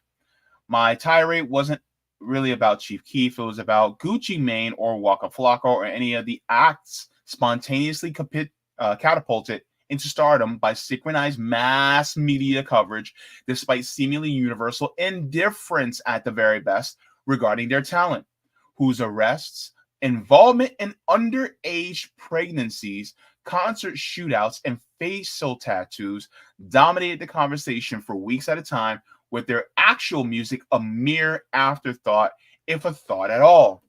My tirade was about marketing. It was about media powers seeking out the biggest pretend criminal kingpins they can find, many of whom shamelessly adopt the names of actual real-life criminal kingpins like 50 Cent and Rick Ross, and exalting them as the poster children for a culture. It was about an art form reduced to product placement, the selling of a lifestyle, and ultimately a huge ad for imprisonment. This is not my opinion. Last year, Corrections Corporation of America, they've since changed their name, the biggest name in the private prison industry, contacted 48 states offering to buy their prisons. One stipulation of eligibility for the deal was particularly bizarre: an assurance by the agency partner that the agency has sufficient inmate population to maintain a minimum of 90% occupancy rate over the term of the contract. Question: what kind of legitimate and ethical measures could possibly be taken to ensure the maintenance of a 90% prison occupancy rate? Let's get into this really quick, because here's the thing a lot of people don't talk about. In the United States, we have the largest prison population in the world. The United States accounts for 5% of the world's population, but we account for 25% of the prison population of the entire world. Out of what, we're now at like 8 billion people in the world. On top of all that, 40% of the prison population in the United States is Black, even though we comprise of only 13% of the population.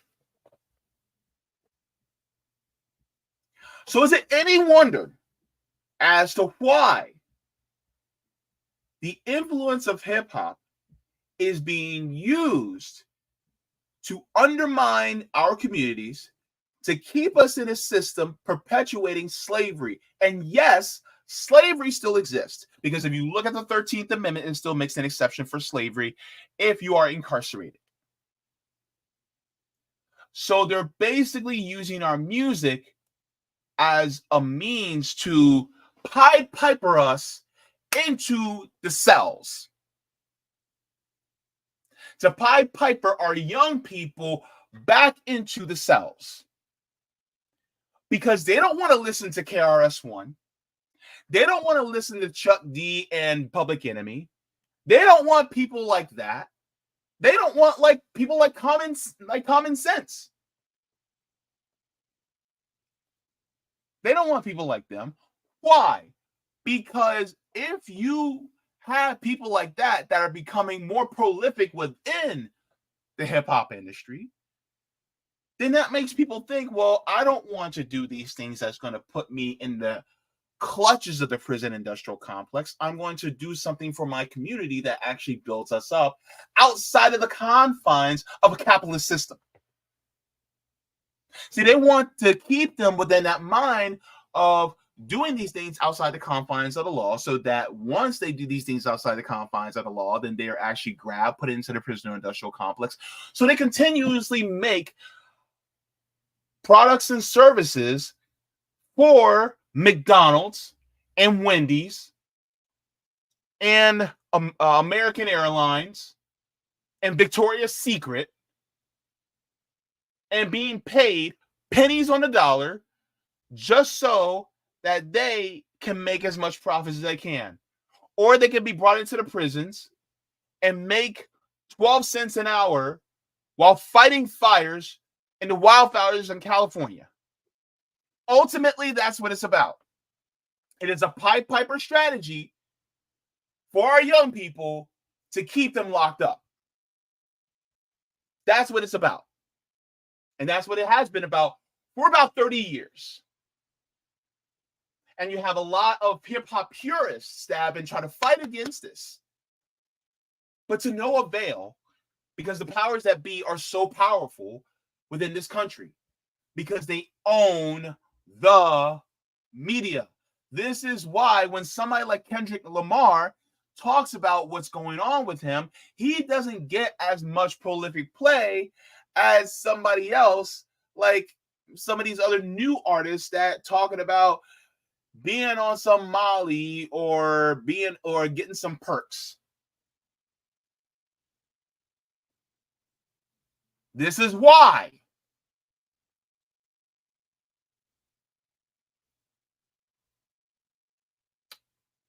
And so they don't get as much respect. Not as much respect. Wrong. They get the respect, but they don't get the fame.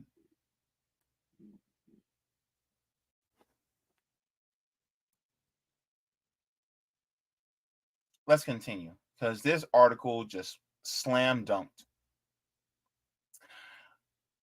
It says 2 months later, an anonymous email was sent out to various members of the music and publishing industry, giving an account of the meeting where it was determined that hip-hop music will be manipulated to drive up privatized prison profits. Its author, despite claiming to be a former industry insider, did not provide the names of anyone involved in the plot, nor did he specify by which company he himself was employed.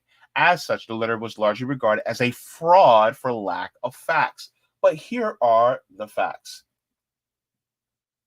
PBS's Frontline has described the conglomerate that determine what information is disseminated into public as a web of business relationships that now defines America's media and culture. Business relationships. Last year, a mere 232 media executives were responsible for the intake of 277 million Americans, controlling all of the avenues necessary to manufacture any celebrity and incite any trend. Time Warner, as owner of Warner Brothers Recording, among many other record labels, can not only sign an artist to a recording contract, but as the owner of Entertainment Weekly, can see to it that they get on next week's cover. Also, the owner of New Line Cinema, HBO, TNT, they can have their artists cast in a leading role in a film that, when pulled from theaters, will be put on rotation, first on premium, then on basic, then on cable. Now we have streaming services. Without any consideration to the music whatsoever, the artist will already be a star through such monopolies also extend into radio stations and networks that air music videos. For consumer, choice is often illusory.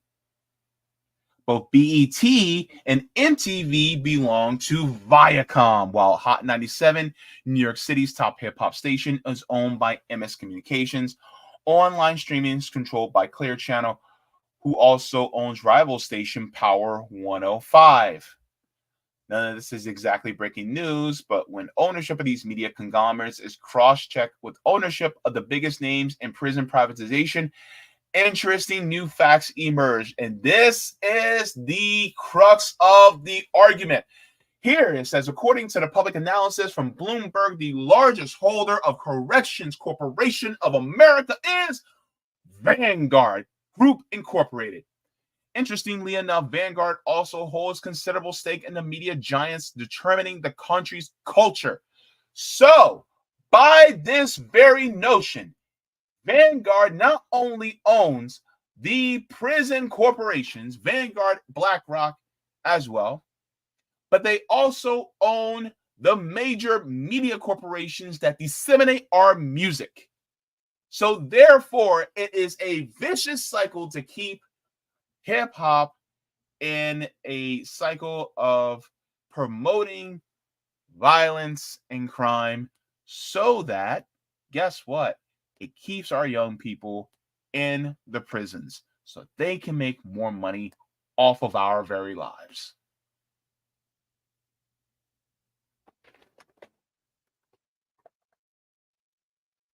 So this is it. This is why. This is why KRS-One talked about the exploitation of hip-hop. The perversion of it, which is done by corporations. Capitalism got his clutches on hip-hop 30 years ago because capitalists saw the value of hip-hop and how it could shift an entire generation away from capitalism, but instead they made it so that it leads to capitalism, and they perverted it by implementing the means of pushing young people into that direction.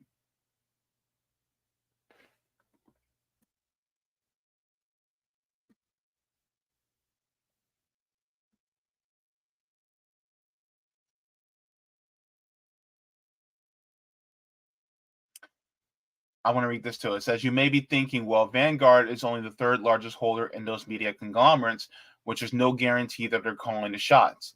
Well, the number one holder of both Viacom and Time Warner is a company called BlackRock. BlackRock is the second largest holder in Corrections Corporation of America, second only to Vanguard, and the sixth largest holder of GEO Group, which is also a private prison group. There are many other startling overlaps in private prison mass media ownership, but two underlying facts become very clear very quickly. The people who own the media are the same people who own private prisons. The exact same people, and using one to promote the other is, or would be, depending on your analysis, very lucrative. Such a scheme would mean some very greedy, racist people. There are facts that back it up too. Prison industry lobbyists developing and encouraging criminal justice policies to advance financial interests have been well documented. The most notorious example of Washington-based American Legislative Council, a policy organization funded by the CCA and GEO, which successfully championed the incarceration promoting truth in sentencing and three-strike sentencing laws. If the motive of the private prison industry were the good-hearted desire to get hold of inmates as quickly as possible for the purpose of sooner successfully rehabilitating them, maintenance of a 90% occupancy rate will be considered a huge failure, not a functioning prerequisite. Not to mention the recidivism rates would not be so high because they would not want these people who have offended to come back. Now, let's go into what is recidivism, because I think this is also another important thing for people to learn, because if you know what this means, then you'll see how this is all connected. So, what is recidivism? According to the dictionary, recidivism says the tendency of a convicted criminal to re-offend. So, that is recidivism. So, if we're going to look at that, let's look at the recidivism rate, meaning the likelihood of people to re-offend. So, I want to share that as well. So, this is going to talk about the recidivism rate of 2023. Recidivism, here it says, let me enlarge this too so that everybody can see very well. It says the recidivism rate in the US are some of the highest in the world, with almost 44% of criminals released returning to prison within the first year out. Says different states in the U.S. have different ways in which they measure recidivism, one being the aforementioned Arkansas.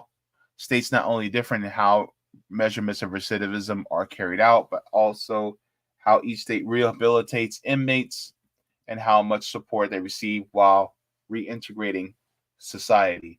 This plays an important role in lowering recidivism.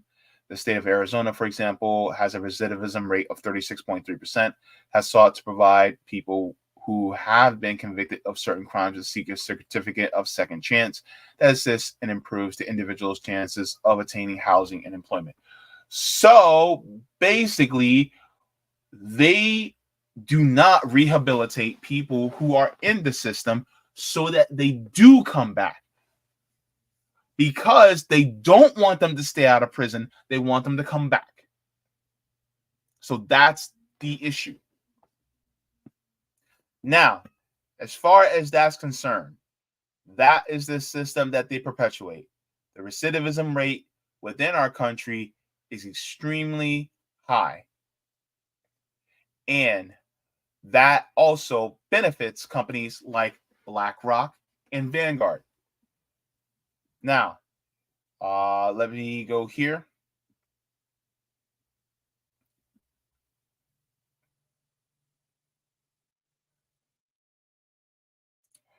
Let me see here.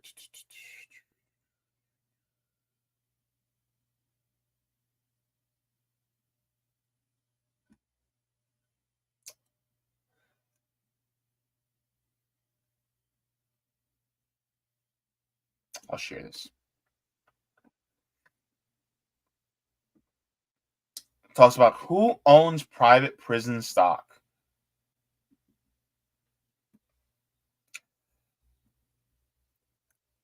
Says the nation's two largest for-profit prisons, Tennessee-based Corrections Corporation of America and Florida-based GEO Group, are publicly traded on the New York Stock Exchange.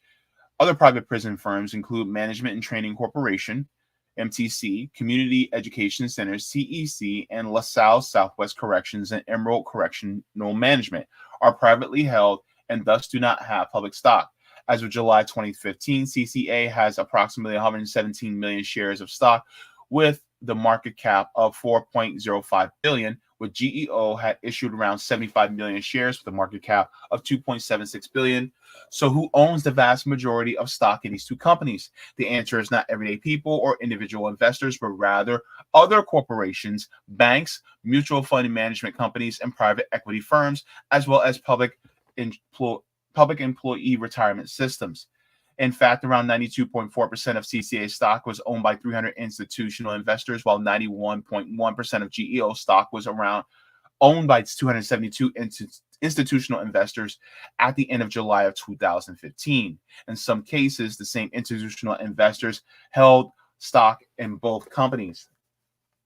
The largest owner of CCA stock was Vanguard Group Incorporated, with 16.79 million shares valued at $578.9 million, followed by Vanguard Specialized REIT Index Fund, a mutual fund with 8.8 million shares. Other top institutional investors included Managed Account Advisors with 6.4 million shares, London Company of Virginia with 6.13 million shares, and Epoch Investment Partners Incorporated, which is over 6 million shares. So basically, these corporations own people.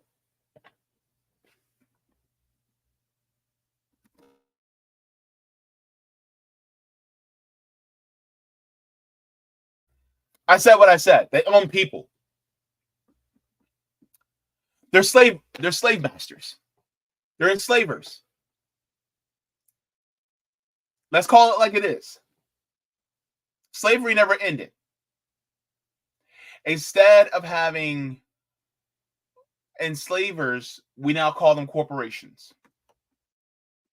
And they now use their slaves to be on the phone when you're talking to them and trying to book a flight with American Airlines. They're now making some lingerie for your boo thing to Victoria's Secret. They're making the burger patties and those Big Macs and in those Dave's double and Dave's single burgers for Wendy's. That's what they're doing. And a lot of people don't realize it.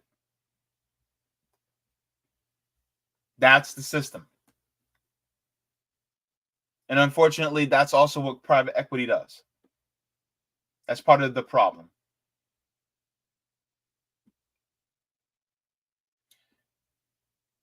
And when it comes to trying to purify hip hop back to its roots, those who try to do the best that they can, well, they either are shunned and made more obscure, or they meet their end in a violent way.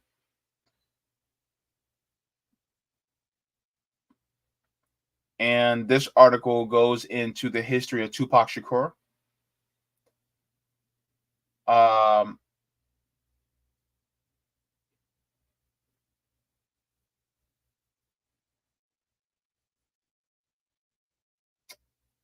Here it says, this was the code Tupac and Mopreme had dreamed up in Oakland before the truce meeting took place. They call it Thug Life, and have received help from Mopreme's father, Mutulu Shakur, locked up at Lompoc Federal Prison State, who put it on paper. Mopreme said that the thinking was, if we could just put a governor on the greed and focus on survival, we might save a few lives.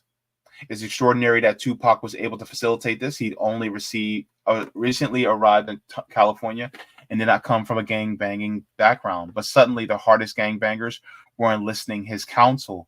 Tupac's Black Panther connections, with whom he'd stayed in touch with even after moving away from his mother, helped connect him with the veteran Watts gang members who loved his music and what he stood for.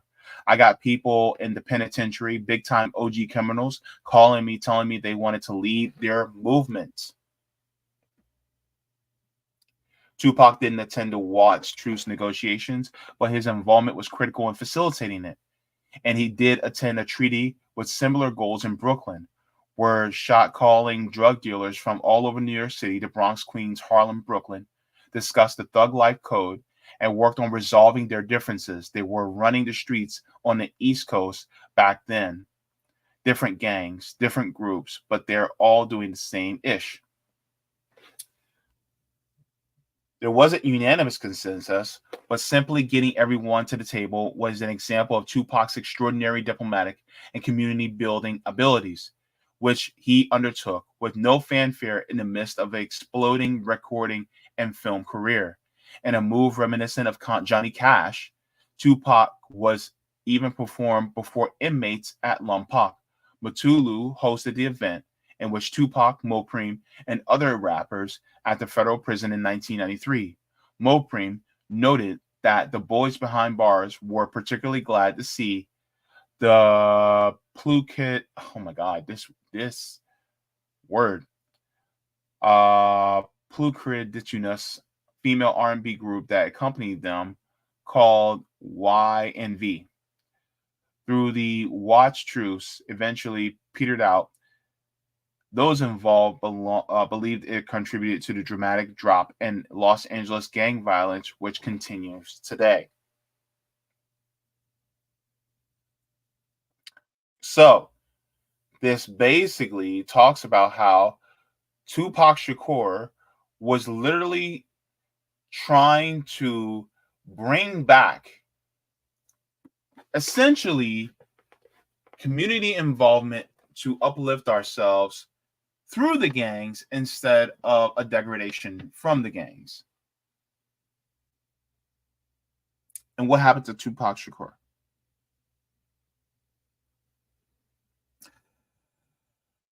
So, unfortunately, because of what happened, we end up getting people like Diddy. I said what I said. So this is why I think it's so important to listen to people with KRS-One. Yes, the crap that he did with Eric Adams, of course. Yeah, critique him for that. But his thoughts about the exploitation of hip hop are also very important. I think that it's important for us to keep note of because it's true. And I think this is why it's important for us to recognize that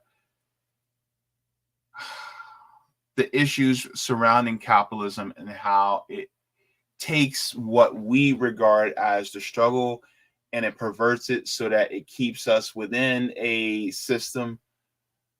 I think we need to keep this in mind. If you know of somebody who is a rapper, like for instance, when was the last time anybody heard from Lupe Fiasco?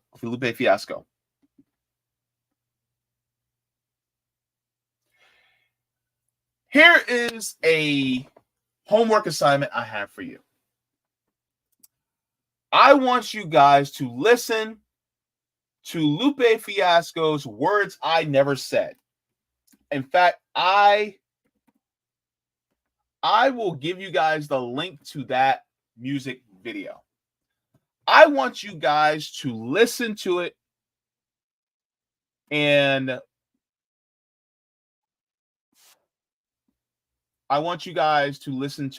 listen to the words that he says. And as you guys are listening to it, I want you to think about what's going on in Gaza, as well as what is going on within our country today. That's your homework assignment. Listen to this song. Because if we're going to talk about the purity of hip hop, we're going to listen to people who are conscious about what's going on today. And I think that is something that is good to do. Also, yes, RIP George Hashbash. Low Key is also somebody who is conscious as well. All right. So that is important. And Roger, if you need to chat, if you have some other people to recommend, please let me know so that I can highlight that too. Anybody else who has some people to recommend that are conscious, that talk about what's going on from an artistic perspective in hip hop, please make sure to put that in as well.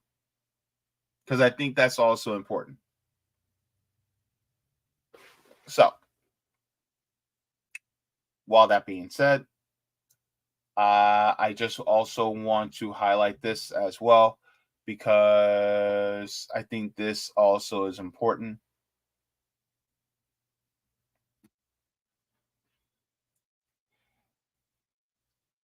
This person talks about what I just brought out as well. But I want to get to the end of what they basically say. And then we'll get into the chat, because I know you guys have a lot to say. And also make sure to take the poll. Did you guys agree with what KRS-One did regarding skipping out the Grammys? You guys can put your responses in the chat too. So they talked about basically everything that I just brought out, but let's also see what they say here. Platform where the real culture of hip hop can flourish. Hip Hop for Change has employed hundreds of people with jobs that further hip hop activism in the Bay Area and are ready for expansion. They teach K-12 workshops that get children rapping, breaking, DJing, and doing graffiti as a means of positive, healthy self-expression. Amazingly, half of the 20,000 youth they've taught were for free. They don't turn down kids.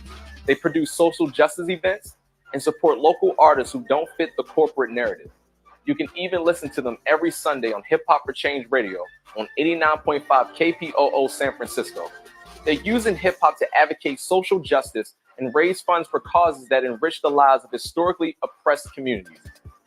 One thing I would like to see is more hip hop artists also talking about economic justice, and insofar as going against the system.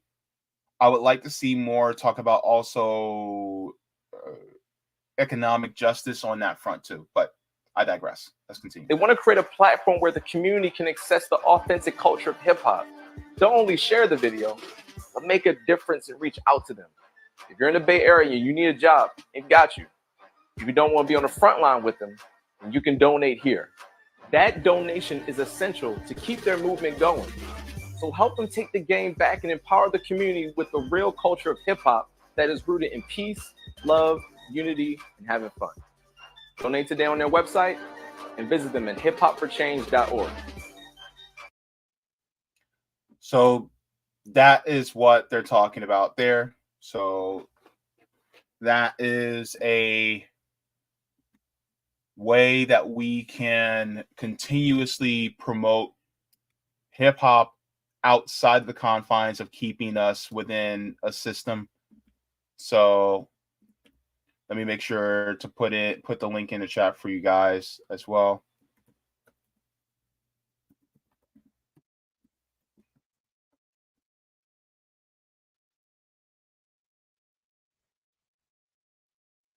Bullshit. Hang on.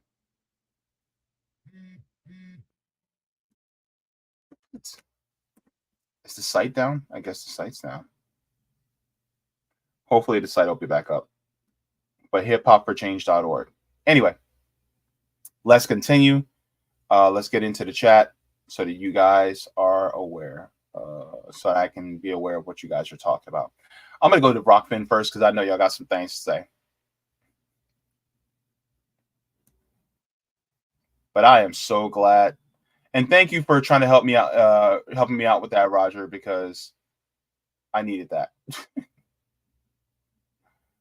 Oh, wait, did I? Oh, let me share screen. And sorry, guys, for the shaky start. It's just I was not counting on taking down the video.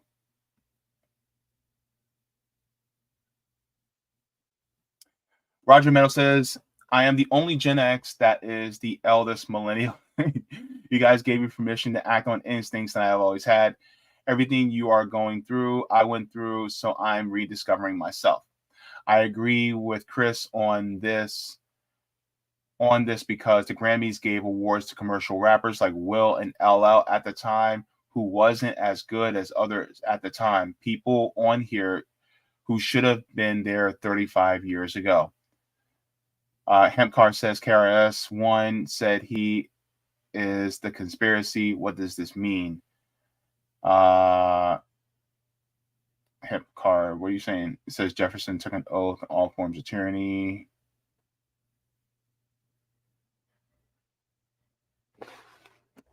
Deb Prez says, you think of me, think of pyramids and pistols. What does that mean? I don't know. Thank you very much. Let me see. Roger Meadow says, CIA infiltrating hip-hop on behalf of future private prison industry. Interesting.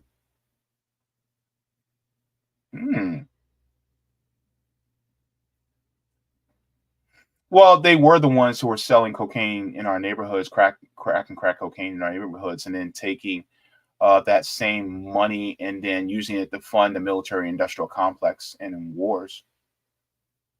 So I can definitely say that.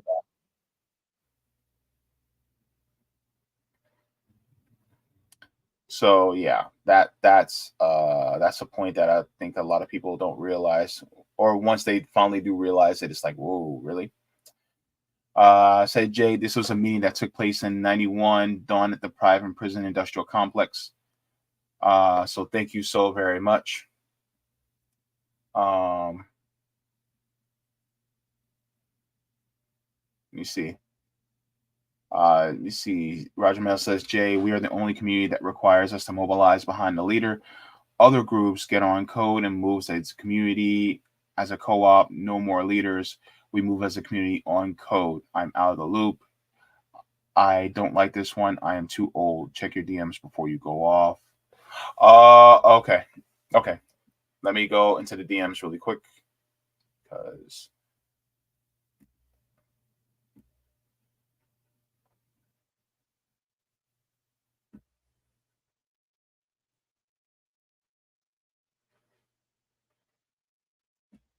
oh, wait, what is this? What is this, Roger? Hang on, let me share this really quick.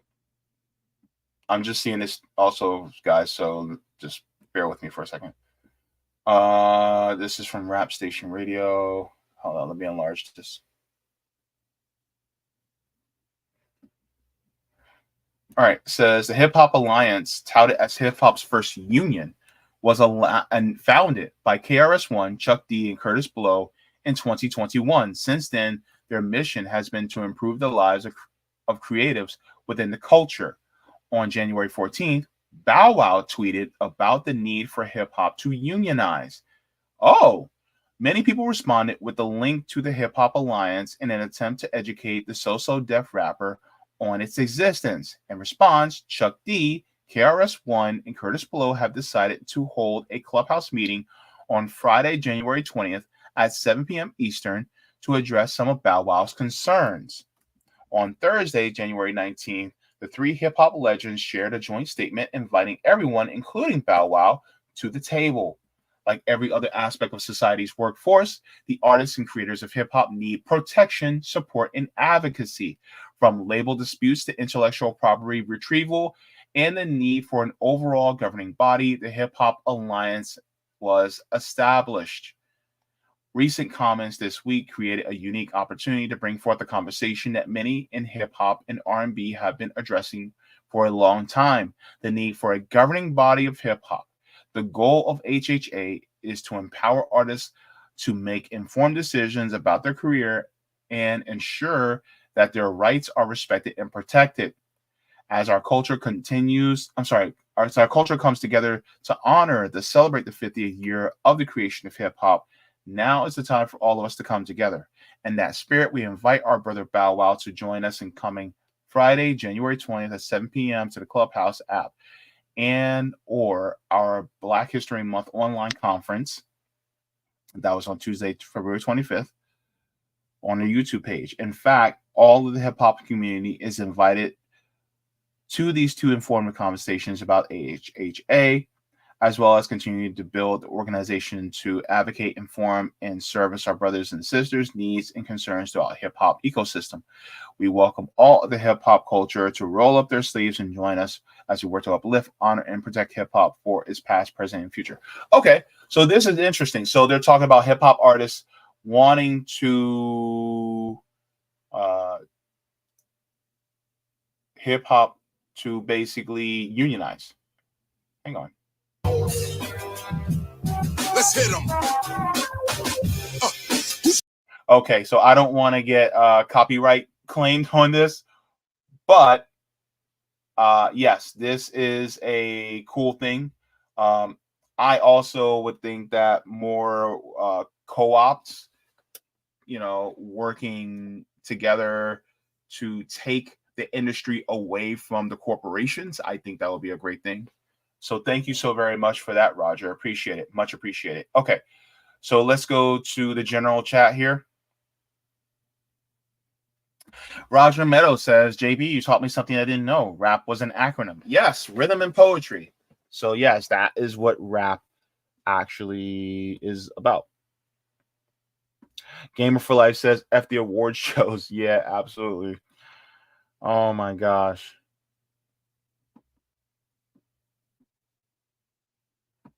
Jacqueline says, yes, there's a lot of hip hop songs that I like, and I'm an old white granny. You know, it's for everybody.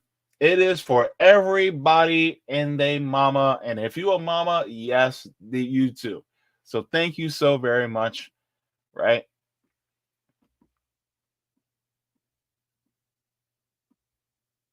Soul Construct says, oh, JB is a millennial. All good. He knows better now. Grandmaster Flash. Yeah, of course. I better know some of these names, or my brothers would disown me. So thank you so very much. Rolando Ellsworth says 3 Stack new album is hip hop. Full stop. Okay, cool. And yes, that's what KRS stands for. Knowledge reigns supreme. A lot of people don't know that. By the way, I kind of want to check out Andre 3000's flute album. Like flute and hip hop. Let's see what that's about.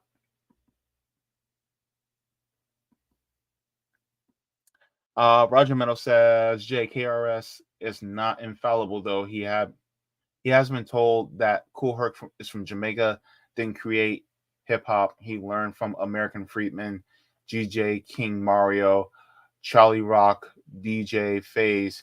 Yeah, he continues saying Herc started. Hip hop is really 53 years old. Oh, interesting. Didn't know that. Okay.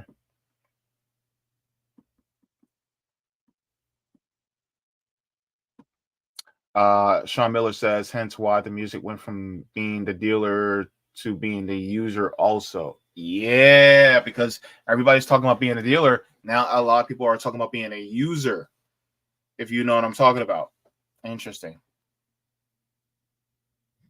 Javier says, Alabama makes $450 million a year from prison labor, last I heard. I believe it. Roger says, Chuck D, same thing. Look up DJ King Mario. Hip hop started in Rosedale Park in the East South Bronx, not West Bronx.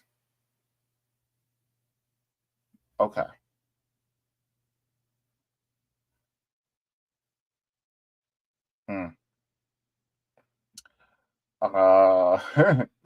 Kelly Grigor says Kamala Harris loves it. Yeah. And Kelly Grigor says Kamala's campaign was funded by private prisons. Yep.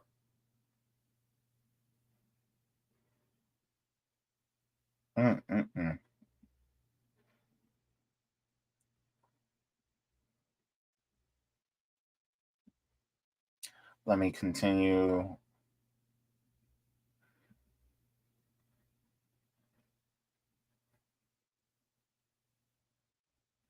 Yes, please. Matt says hit the likes. Thank you so very much.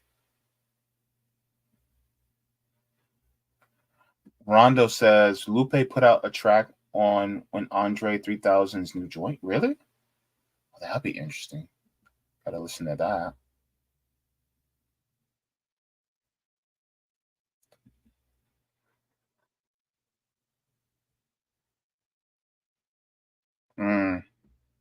Javier says Roscoe's nature of the threat is my favorite counterculture hip hop.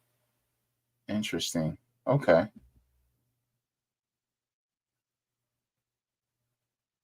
All right. Oh yeah, and Immortal Technique. I forgot. I was trying to think of his name. Immortal Technique. Also, he talks a lot about what's going on in the world too. All right.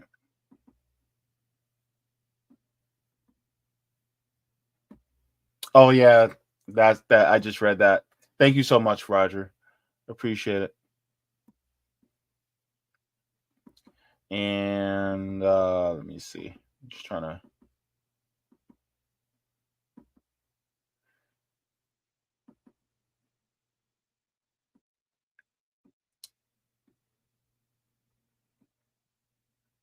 Okay. So, yeah, I think this is interesting. And it's all right, Katie. I understand. Jose, I had started this says I used to respect and admire KRS-One as a revolutionary, but the second he rap mentioned Eric Adams and took pics with him, all that went out the window. It doesn't surprise me though. Yeah, yeah. People have mistakes. I do think that I don't know. Maybe he heard the backlash from it.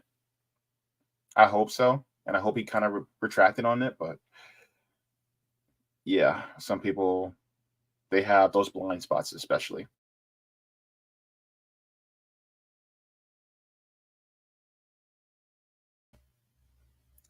But yes, as far as what KRS-One said, I actually do agree. Screw the Grammys, because of course they are basically just they're basically just the record labels and the industry that thrives and exploits us, that all they do is just give a big pat on the back to the people who they feel do the bidding for the most part. And it's the bidding, especially when it comes to the hip hop industry, when it comes to commercialization. They don't really give the actual accolades to people who are also talking about the conscious things, or if they do, it's definitely not people in the hip hop industry. Or if they do, it's minimally. So unfortunately, that's how they operate. This is why I don't watch the Grammys anymore. Plus, a lot of the people that they have out now, I just, one of the things I do, I'm constantly listening to music that are older music. I don't actually listen to anything brand new anymore. And as somebody that is like everybody has a primary genre, and I think they do. Some people they say they listen to everything. I listen to everything too. But my primary genre I listen to is actually EDM. And before anybody, asks, yes, EDM is actually originally black, just like jazz and rock music were actually originally black too. So just letting y'all know. But yes, I'm a huge EDM fan. EDM fan actually started in, the black community. But yes, it's one of the things that I listen. Actually, I should listen to some of that tonight. I might jam some of that after the stream. Anywho, but yes, so as far as that goes, I listen to the same things over and over and over again. So, but yes, anywho, so I just want to thank all of you guys for tuning in.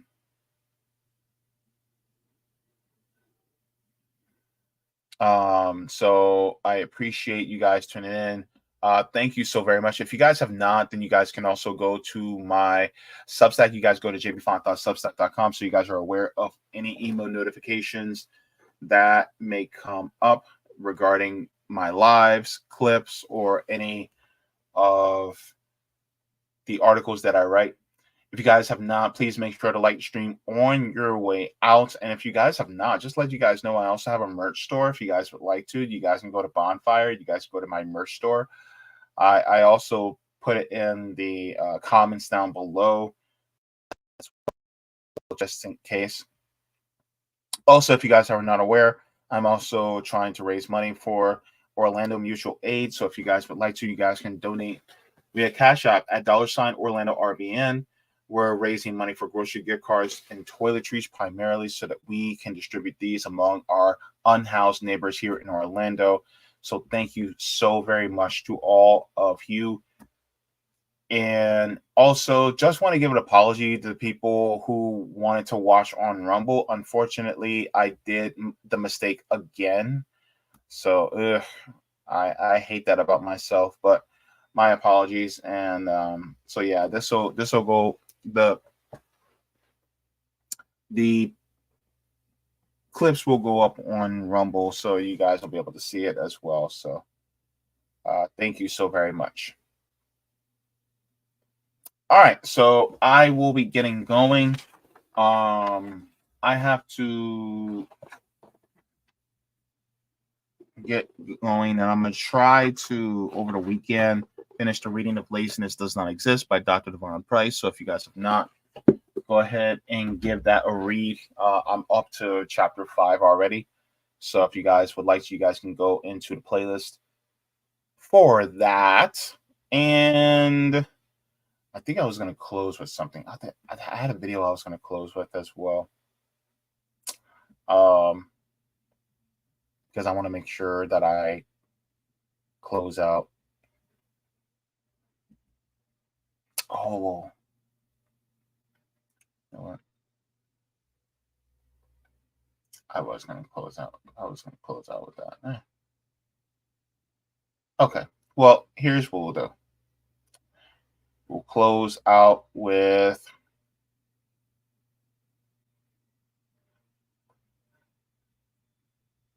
I'll just do my normal closeout because it's kind of, well, no. Screw it. I'm going to do this one. So we're going to close out with a speech by the great Nelson Mandela. And I hope that you guys take a lot out of it. And so, of course, it's like I always say, water your plants, water yourselves. Leave the world better than you found it. Smoke them if you got them, drink them if you got them. If you ain't got them, then watch something funny. Or listen to some hip-hop. Because joy is revolutionary. And we can awaken our brains. And don't forget, listen to that Lupe Fiasco song. Let me know what you think if you haven't heard it before. But it's actually a really good song. And so, yeah. So take care, everybody. And have a wonderful evening. Oh, and by the way, like I always do, mwah, forehead kisses to every single one of you because you matter that much to me. All right, everybody, have a great night. It's a country that has committed unspeakable atrocities in the world. It is the United States of America. They don't care. They don't care for human beings.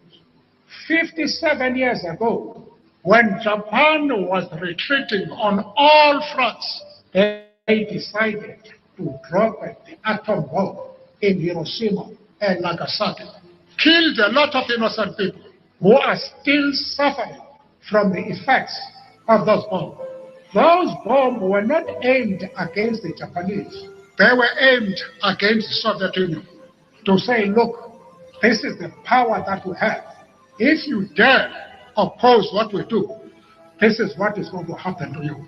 Because they are so arrogant, they decided to kill innocent people in Japan. Who are they now to pretend that they are the policemen of the world? If there is a country that has committed unspeakable atrocities in the world, it is the United States of America. They don't care. They don't care for human beings. 57 years ago, when Japan was retreating on all fronts, they decided to drop the atom bomb in Hiroshima and Nagasaki.